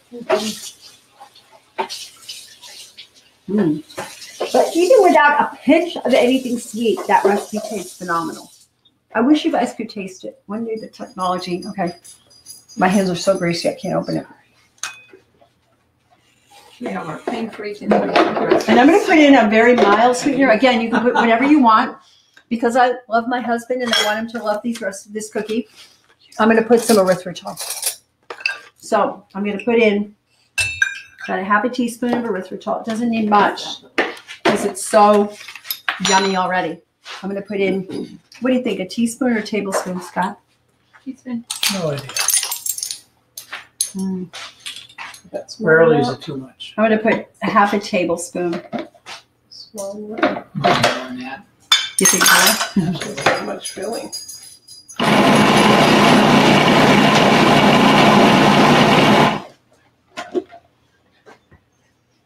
Oh, just the smell of the almond extract is extraordinary. Isn't that gorgeous? Yeah. Why are we dehydrating them? Huh? Why are we dehydrating them? We could put them in the freezer to get the consistency. This will get a cake-like consistency. If you dehydrate, the cookie will have more of that little crispiness. Okay. You are right. Has it on film? A tablespoon plus, a little bit more than a tablespoon. And then I'm going to put, we'll probably end up being a whole teaspoon. It's not a lot of sweetener when you think about it, right? Most of your Christmas cookies call for like cups of sugar. And we can get away with less because of the way this is. But trust your tooth and your family. You want people to like it. You can always comb back. But don't make them overly sweet. I don't like it sweet because I've been away from it for so long. And I find a balance with me and my husband. I have an older son who hates sweet. And so anything with him is like barely sweet. And my younger son loves sweet. And there are some genetics related to that. There's a sweet taster and a bitter taster. And yeah, I've learned to not like sweet because I've always liked it because of my genes and the way my body, my blood sugar responds. And I'm so conscientious about having the health in my body. Roll them like pecan logs. You can do anything with these. You can make them balls. You can. 2 tablespoons. What? Really? I'm gonna try. And a little bit more, whatever to taste. I'm just going and imagining I'm Scott, which is going to be more like your average, you know, your kiddos, your aunts, your whoever you're taking. They're going to want more sweet than him. But again, you play with it. That's the last thing you do. Cinnamon would be great in here. Pumpkin pie spice would be great in here. So that's why I said this is a basic recipe that I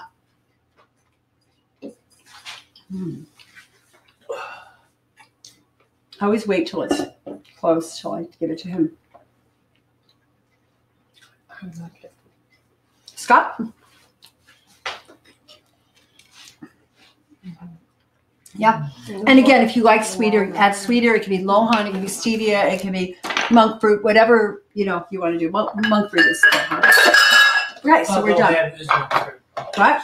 Is Lohan not monk fruit? Yeah, I just said that. Oh. Yeah. Okay. So we can do another we'll do another one of those so that we have one that actually has a little sweetness and flavor. And then what we're going to do is show you a couple of other shapes. Well, actually a couple of other variations on it because I really do want you to play with this. So, and then I'll talk about the German one. No, I think I'm just going to do another one of the filled cookie because that one has a little. Yeah, this isn't the best way. I have a whole bunch of really cool cookie cutters, and I don't want to take the time. I thought I'd taken out a whole bunch before, but I guess I hadn't. Wait, don't go away. I'm not here.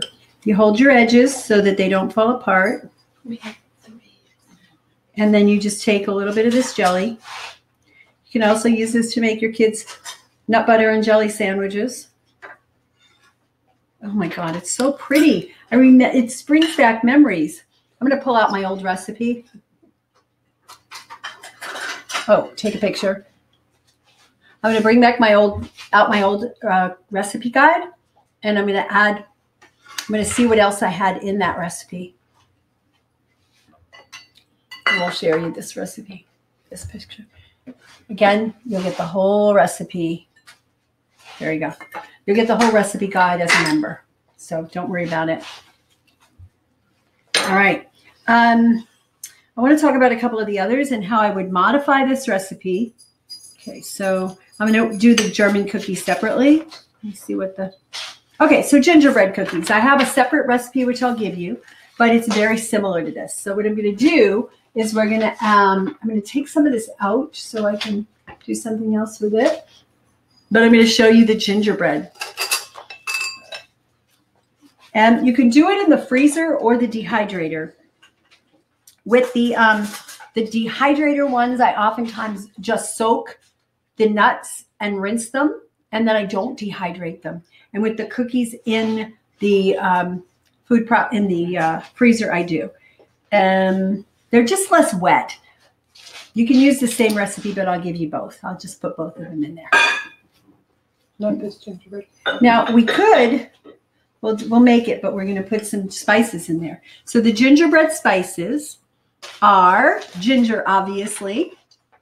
I'm going to put a little less, but I'll give you the recipe for what it takes.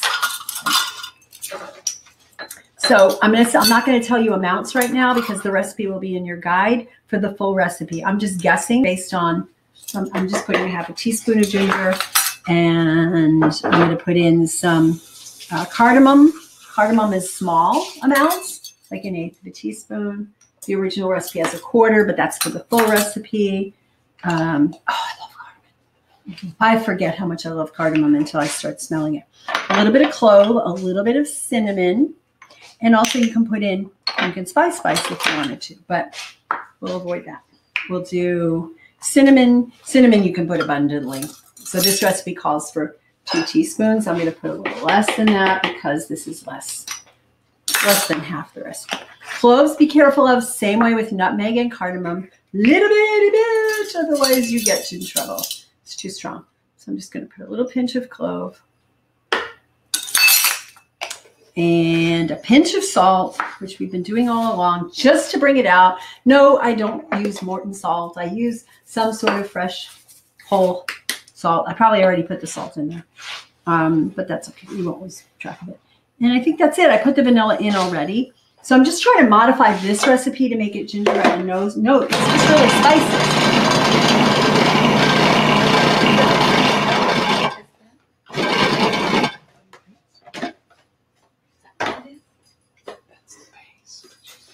I took the base from the original cookie that I made the thumbprints from, and I just modified it to be gingerbread. And I'm going to taste it. And this has the almond extract, so it won't be exactly the same. I was guessing, so a little bit more ginger. Because after all, gingerbread is gingery. You could put fresh ginger in if you want, but there's a difference between how they taste. A little bit more cinnamon. No more clove. There's plenty of clove. And tiny pinch more cardamom. Again, you'll have the exact recipe. I'll make sure this goes in the book. And then you just use your molds. I had a gingerbread mold. I don't know where he went. Not that one. No, I had a cookie cutter. Oh. All right.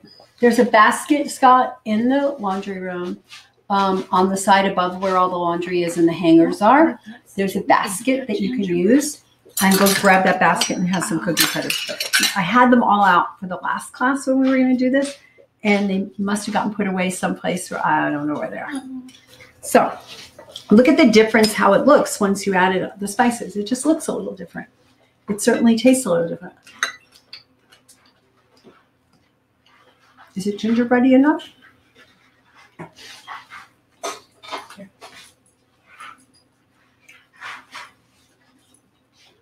I thought we had them at the beginning. Didn't we find them? I thought we found them in there.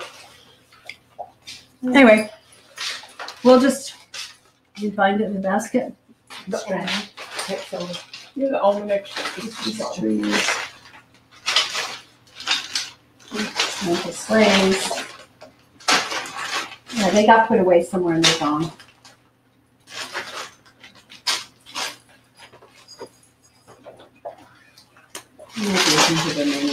Yeah, they're hiding somewhere in the kitchen. Maybe Cassidy did it. She's going to hold them at ransom until we give her what she wants. I'm looking to see if it's in this one.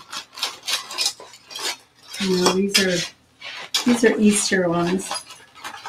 Anyway, it's the same idea. You just stick the thing in and you make a cookie.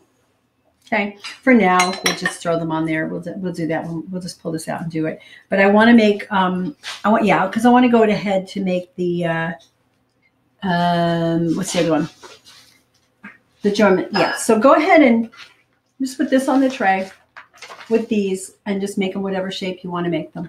All right? Mm-hmm. And then for the next one, and with this batch, make more of those thumbprints. Okay. You want this again washed ready? Yeah, and yeah, so dump that into a bowl.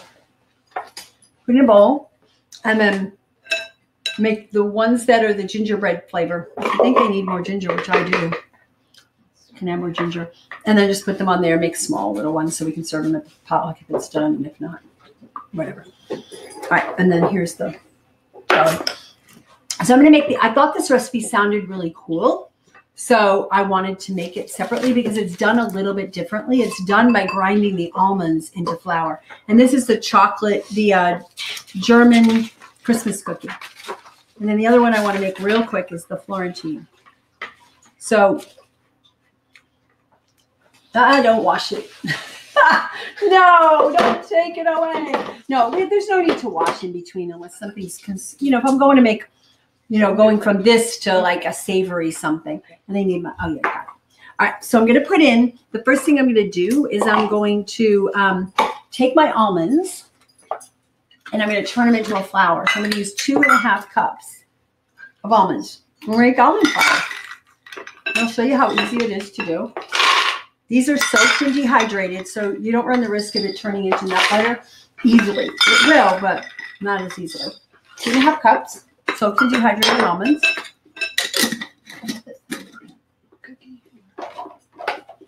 And if you don't have a dehydrator, you can buy soaked and dehydrated almonds. And you can also use non-soaked and dehydrated almonds. You can just use straight almonds, but you have to just be much more careful, and you're going to turn it into almond flour.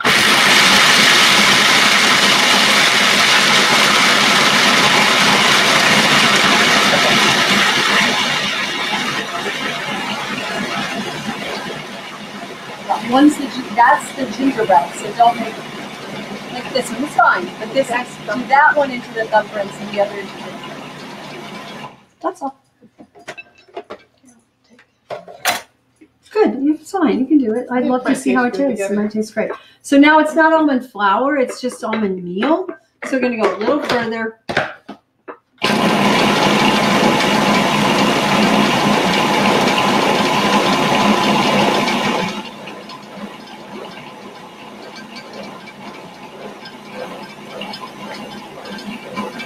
Did a lot of people come back? They're up to 30 now. Okay. We could have a post on Facebook if Marsha's around or if Lynn's around to just post it on Facebook to say, hey, we're back. We're just going to do direct link. I'm only going to be another 10 minutes.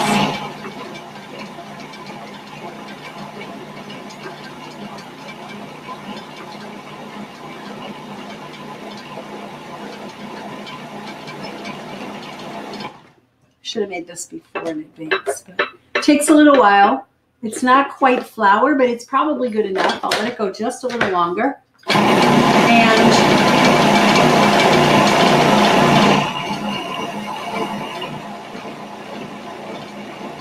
I'll add the rest of it.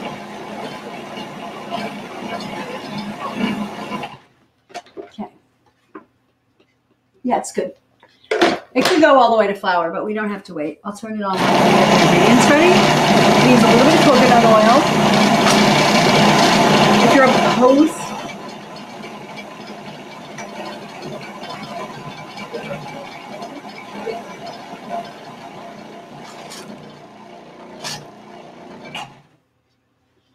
okay. So if you're opposed to coconut oil, don't use it. Use coconut butter. But in lieu of time, I'm going to use the coconut oil because I know how much it's going to take, and it's going to be a 1/2 cup. So 1/2 cup? That's 1/3 of a cup. Well, we'll just use that anyway. Where's my 1/2 cup? Did you see 1/2 cup? Is this 1/2 cup? For the other one? Okay. So we'll put 1/2 cup of the coconut oil. Again, I'm not a big fan of oil, so I may, do something else. Isn't that pretty? You can make that into a star. Make them a little smaller and a little thinner than that. But it's okay. It's all right. It'll just take longer to dehydrate. More chili. Okay. Mine are on the cusp of. Okay, so I'm going to do the coconut oil. And this is going to just help them hold together so I don't have to dehydrate them really. And then we're going to put some Irish moss. Okay, so the original recipe for these called for eggs and sugar and flour and all this stuff. So instead of the flour, we're using almond flour. You can also use coconut flour. You could actually buy coconut flour if you wanted to. So that would be saving you some time. It used butter, and I'm using coconut oil instead of the butter. I'm going to use the Irish moss gel instead of the eggs. So I'm going to use about 1/2 cup of the Irish moss gel. Pop it in. And then I'm going to use a little bit of Lohan. I'm going to use a teaspoon, I'll use a 1/4 teaspoon. Again, any old glycemic sweetener you want. You can say that over and over again. Some ginger, which I love ginger. and it calls for about a 2.5. So this is very similar to the gingerbread in that there's a lot of ginger in it. And I'm going to put 2.5 teaspoons, which is almost a tablespoon. So I'm just going to do almost a tablespoon because I don't believe in measurements.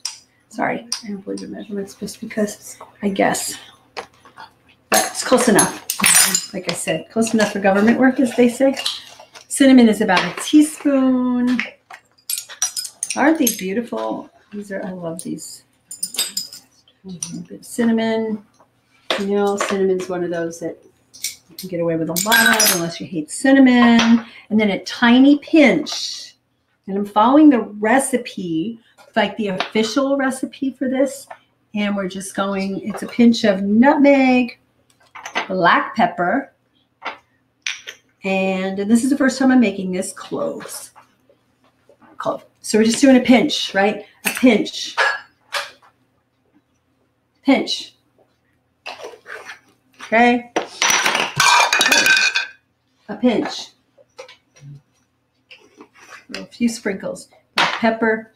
Again, I'm looking to see whether I have a thing on them. A pinch, I can just go like that. If not, I measure. That's enough. Okay. Then I'm going to use, it says zest of a lemon, so I'm going to use my lemon powder. And I'm just going to do, I'm going to estimate that the zest of a lemon would make about a teaspoon of lemon powder. And we're going to be done very shortly. Now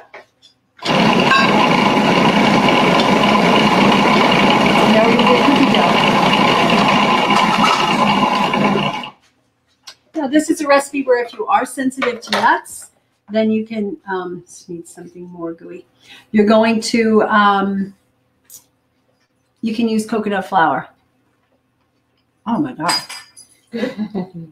Taste it.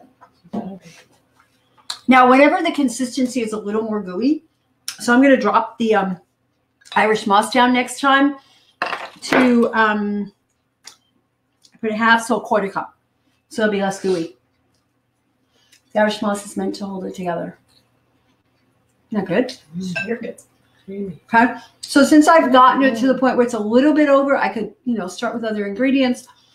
I could add some coconut flour or almond flour if I had some. I could add some hemp seeds. I'm going to put about a quarter cup of hemp seeds in there because they might just hold that glue together. And I'm just going to do a quick pulse because I don't want to glue it together anymore. Okay. Pulse it together a little better. Now I could just do this way because I'm going to dehydrate them or I'm going to freeze them. Now let's do both so we can show pictures tomorrow. Oh my God. Whoever gave us the recipe, the suggestion to do the German cookies, thank you. I think it was Barbara Nellen and there was one other person. It might have been Barbara Andre. So you guys from Europe isn't that good? Wow. Okay guys, this is a winner. This is a winner. So we'll go ahead and make these. We're going to do part of them in the freezer, part of them on the trays. I'm not going to go ahead and do that right now because I want to do one last thing. Those look beautiful. You can put them in. Yeah, and then we'll make it. Oh my God, I'm just going to eat this dough. Yeah. Oh my goodness. That's my favorite one today. It's actually sweet for you. All I did was put a quarter teaspoon of flour on. That's it. It doesn't have the aftertaste. Really? That's a winner. Last recipe, and this was from Claudia, if you're on. Claudia comes from Germany too, so you might have mentioned that German one, but you mentioned this, and what I'm going to do, we're going to do this as quickly as we can. If you have to leave, no problem. You'll get the rest of the replay.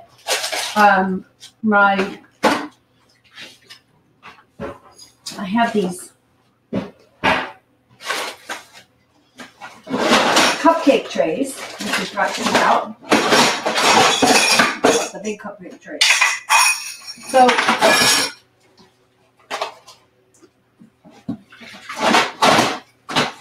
it's too small. What the hell happened to our cupcake trays?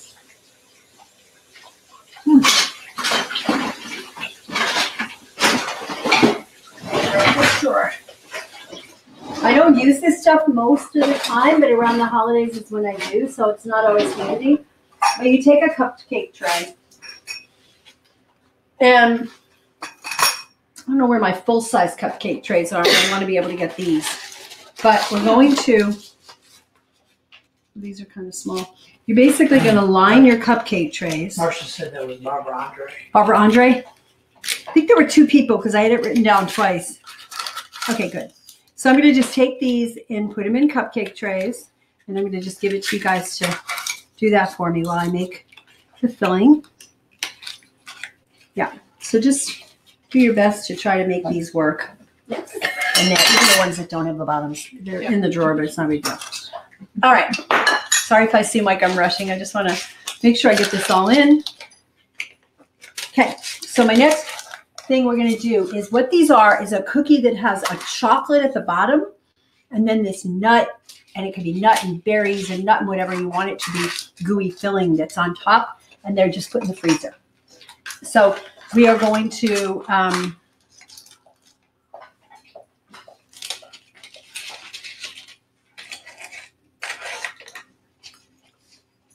I'm going to change this a little bit. I need the blender. Oh, right here. All right. So a couple of things we could do. We could either use cacao butter and blend them up. We could use our cacao paste. I'm going to try this and see if it works, or you just use coconut butter or coconut oil. In this particular case, we want it to freeze up. We want this cacao to be firm, which is why I'm thinking about changing it, because I don't know why I put the Irish moss. Maybe it was an egg or something.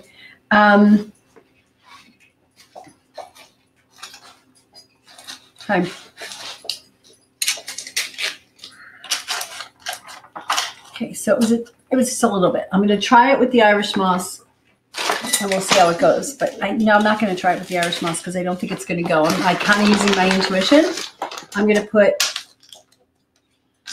like a 1/4 cup of these cacao butters. I could melt the cacao butter too, but right now we're running out of time. Ideally, you melt it. But I'm going to try it this way because I know it'll blend.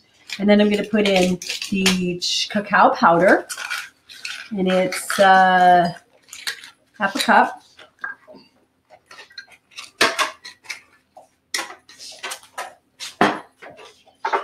We may need a little more of those. And then a little bit of salt, pinch of salt, right? If you're sensitive, your blood pressure, leave out the salt. But it will bring out the thing, or you could use some kelp, bit of kelp, just to get a little bit less salt. Okay, and then a bit of coconut oil. I'm going to try it again after I do this, see how they come out, but I'm going to try it again with coconut butter and see how it goes. But because I want to do this quickly and I want to make sure that you have this recipe, I'm going to use the coconut oil.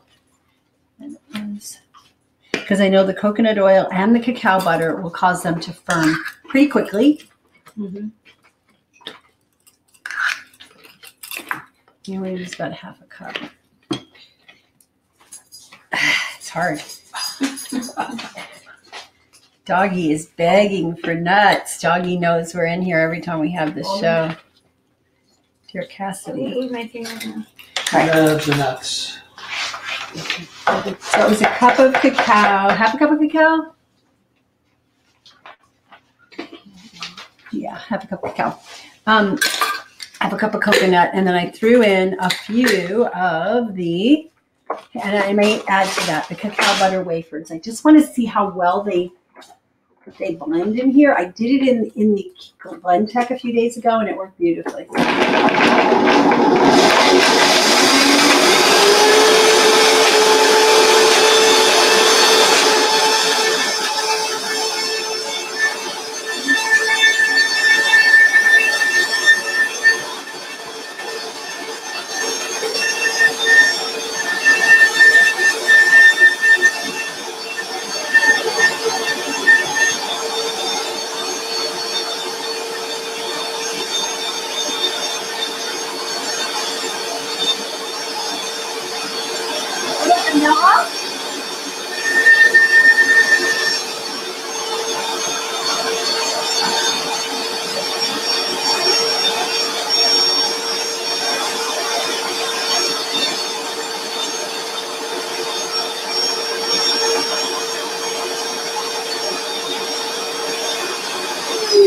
Blending up really nicely. So we could use some green stevia. We can use some hazelnut stevia. We can use some vanilla stevia. Scrape it back here. Okay.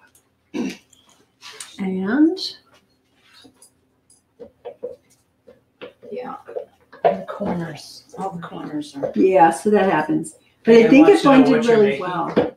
It's called Florentine cookies. It's a recipe that Claudia asked for. Spinach in it? No. Where'd they get spinach from? Florentine. Oh, okay. Next time I make it, I'll try adding spinach. That's funny.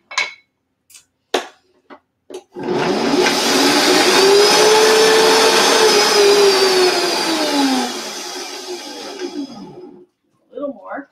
So you blend it. I believe that the better way to do this, and I'll post it in the recipe, would be to melt your cacao butter. You may not need the coconut butter if you put enough cacao butter, but if you want that coconut flavor, you could. The idea is to have something in there that's going to very quickly, when you put it in the refrigerator, after you do this, or the freezer, probably the freezer is better.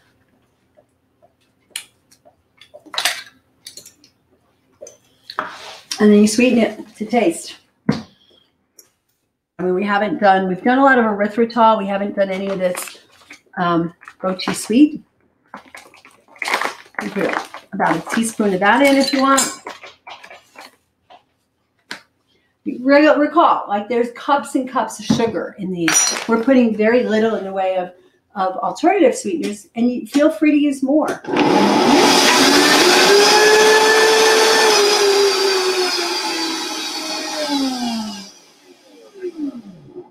So then what we're going to do, we're going to take this stuff and we're going to put it, just taste it and see. Probably could be a little sweeter. They'll say it needs to be a lot sweeter. Very strong. Yeah, too strong? Nothing a little almond extract won't help. If you Or put lemon. almond in there already. With lemon do? Yeah. There's vanilla Oh, that was vanilla. dumped in. In lieu of the thyme, I would play with this a little bit more and actually make it a little, work on making it a little bit more palatable, and then I'll write the recipe down. It's just a little strong if you don't like super dark chocolate. I tend to like super dark chocolate, so it's okay. We're just going to make one of them and save this, and then I'll doctor it up, and we'll figure out and give you the recipe.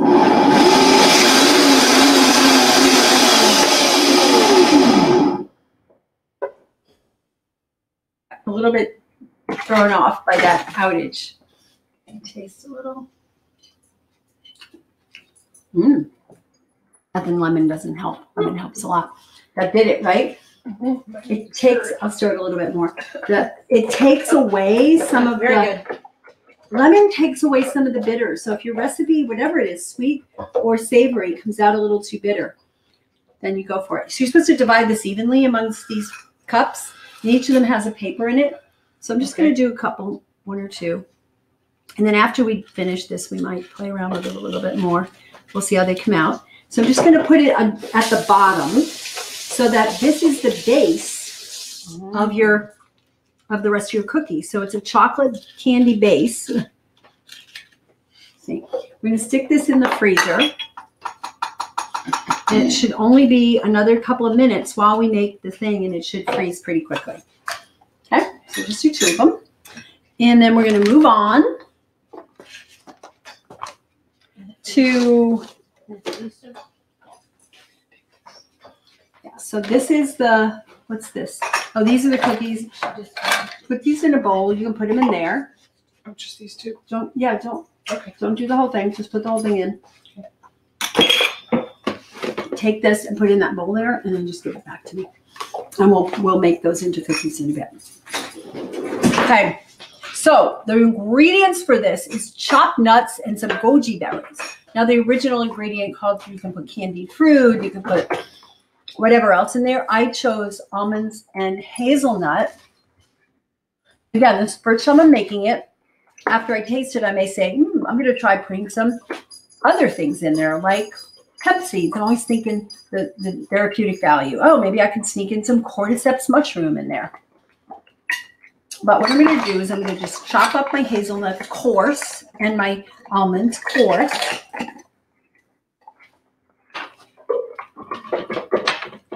And again, I'm going to share with you the way I do these things. So somebody gives me a recipe and I think, okay, I don't want the sugar, I don't want the eggs, I don't want the flour, but I like the flavoring. How can I substitute? So in this particular one, that's what I did. So I'm just going by my intuition about how much it will take, and then I make it. So because of this show, I don't have time to make all these recipes in advance and perfect them. We're already going over. I just do it here. So you get to be my experimentation ground, and you get to see what it means, what it's like to actually take an old recipe that's a favorite of yours and see what you can do to make it healthier. My thought process. So these are hazelnuts and almonds. I love hazelnuts. Anybody like hazelnut and chocolate? Oh my God, so good. Oh, it's so good. All right, chop the hazelnuts and almonds into small pieces and then put them in a bowl. And we're going to put sunflower seeds and chopped goji. We're going to make like a sticky mixture. So this isn't going to make a cookie dough. It's just going to make a...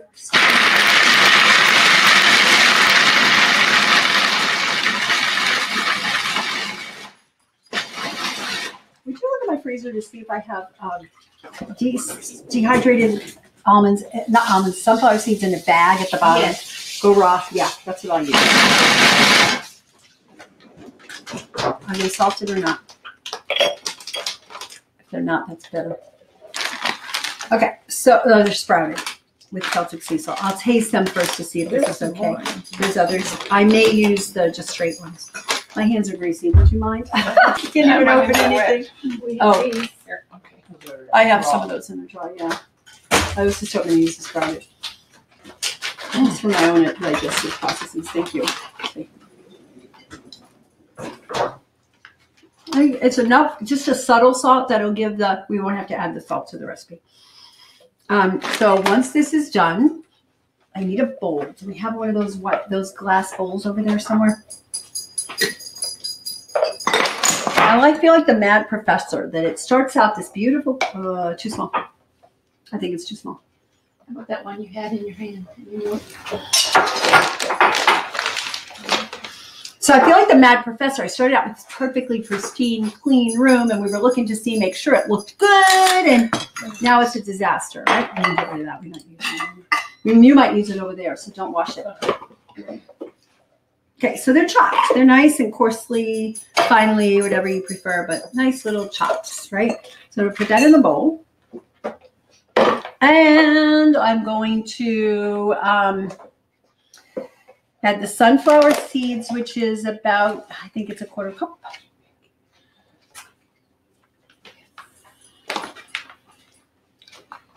Where's my recipe? Where's my amount? A quarter cup. Okay, I put my quarter cup of sunflower seeds in there, and then I'm going to take my chopped goji berries, and it's a quarter cup, and I soaked them. The original recipe I think had raisins, so I switched to goji berries, but it wasn't soaked. I like them soaked because they're really firm when you don't, and I wanted this to kind of add to the gooiness of the end result mixture, because we're going to top this on the cookies. And then we're going to do a little bit of chia gel. It had maple syrup. That's what I switched it from, or honey or something like that. So what I find is a good substitute for a syrupy kind of sweetener is a combination of chia with a low glycemic sweetener. So I'm going to put in, I may have even written it down. Chia, quarter cup. Okay, I'm gonna start with a little less than a quarter cup, and then we're gonna put in some sweetener. I'm gonna take a wooden spoon and stir it up. And this should be, I want this to hold it together, to be the goo that kind of holds it together without being too obnoxious and in your face. So I put a little less than the quarter cup. It's gonna need a quarter cup. And we want it to just hold together. And do you do your chia gel 5 to 1? Yeah. This was 5 to 1. You could go a little bit more, but It's too watery. yeah, it could be too watery. It turns out if you're making crackers with a chia gel and you're going to add a lot of other spices and seasonings which firm it up. There we go.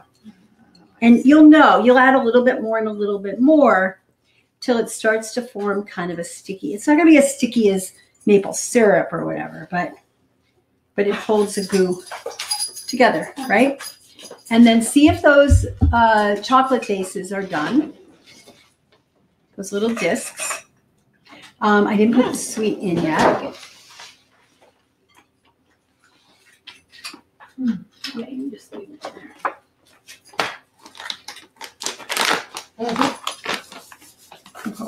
Sprinkle, just sweeten the taste with your favorite. Oh, yummy. I mean, you could even put some of that jam in there. That could be fun too.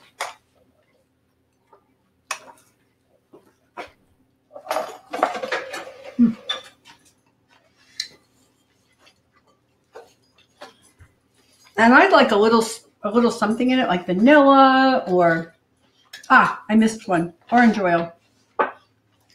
It had the original recipe called for orange zest. So orange oil is very similar.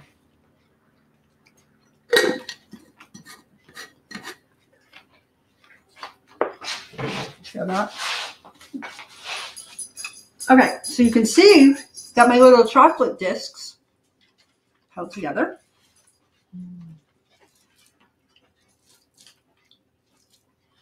We're just going to add some of this to the top.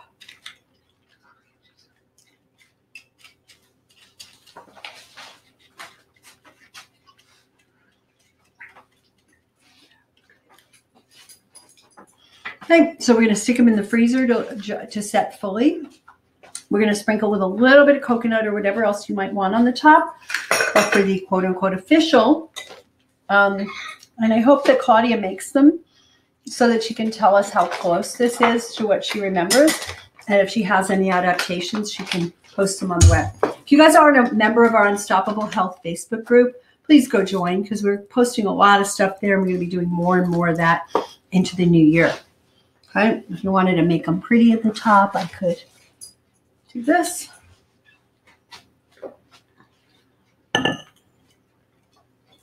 Sorry, this was supposed to be a 1.5 hour show total, and it's turned into like 4 hours between the two times. But ta-da! Then we're gonna let it freeze, and then we'll pull these out. And the cups, we'll have the cups. We'll take them out of the cups because it will separate once it's okay. Actually, you can almost see it there. It's still a little. It's not quite holding together, but you can see what they look like. Does that look similar to what you remember, Claudia? Is Claudia on?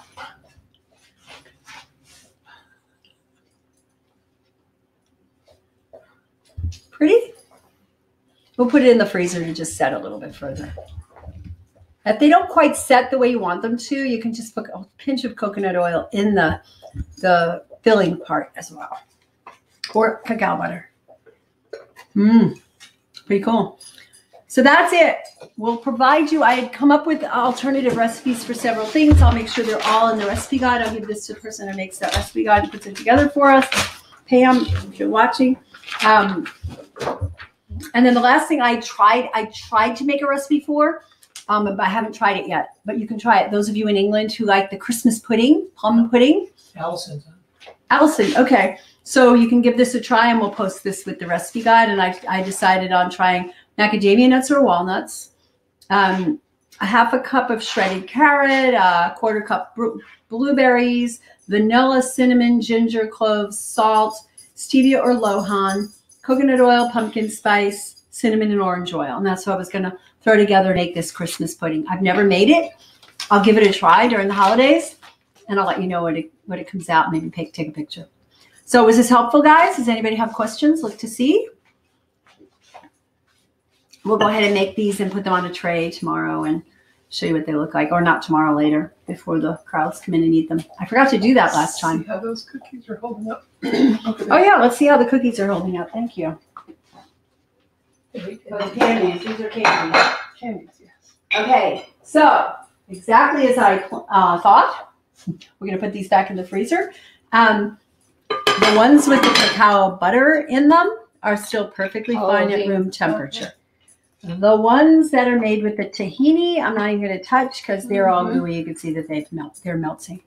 All right, so we're going to put these back into the freezer. Those you don't have to, you can leave them out. And we're good. Anybody else have questions, comments? You know, this went long. Thank you. Thank you for your patience during our internet outage. And for the pieces that you missed, you'll most likely be able, well, you will be able to catch on the replay. We'll have a lot of editing to do with this one, so it may take a little bit longer, especially with Thanksgiving next weekend. So it may take a little bit longer. But this replay will be available on YouTube.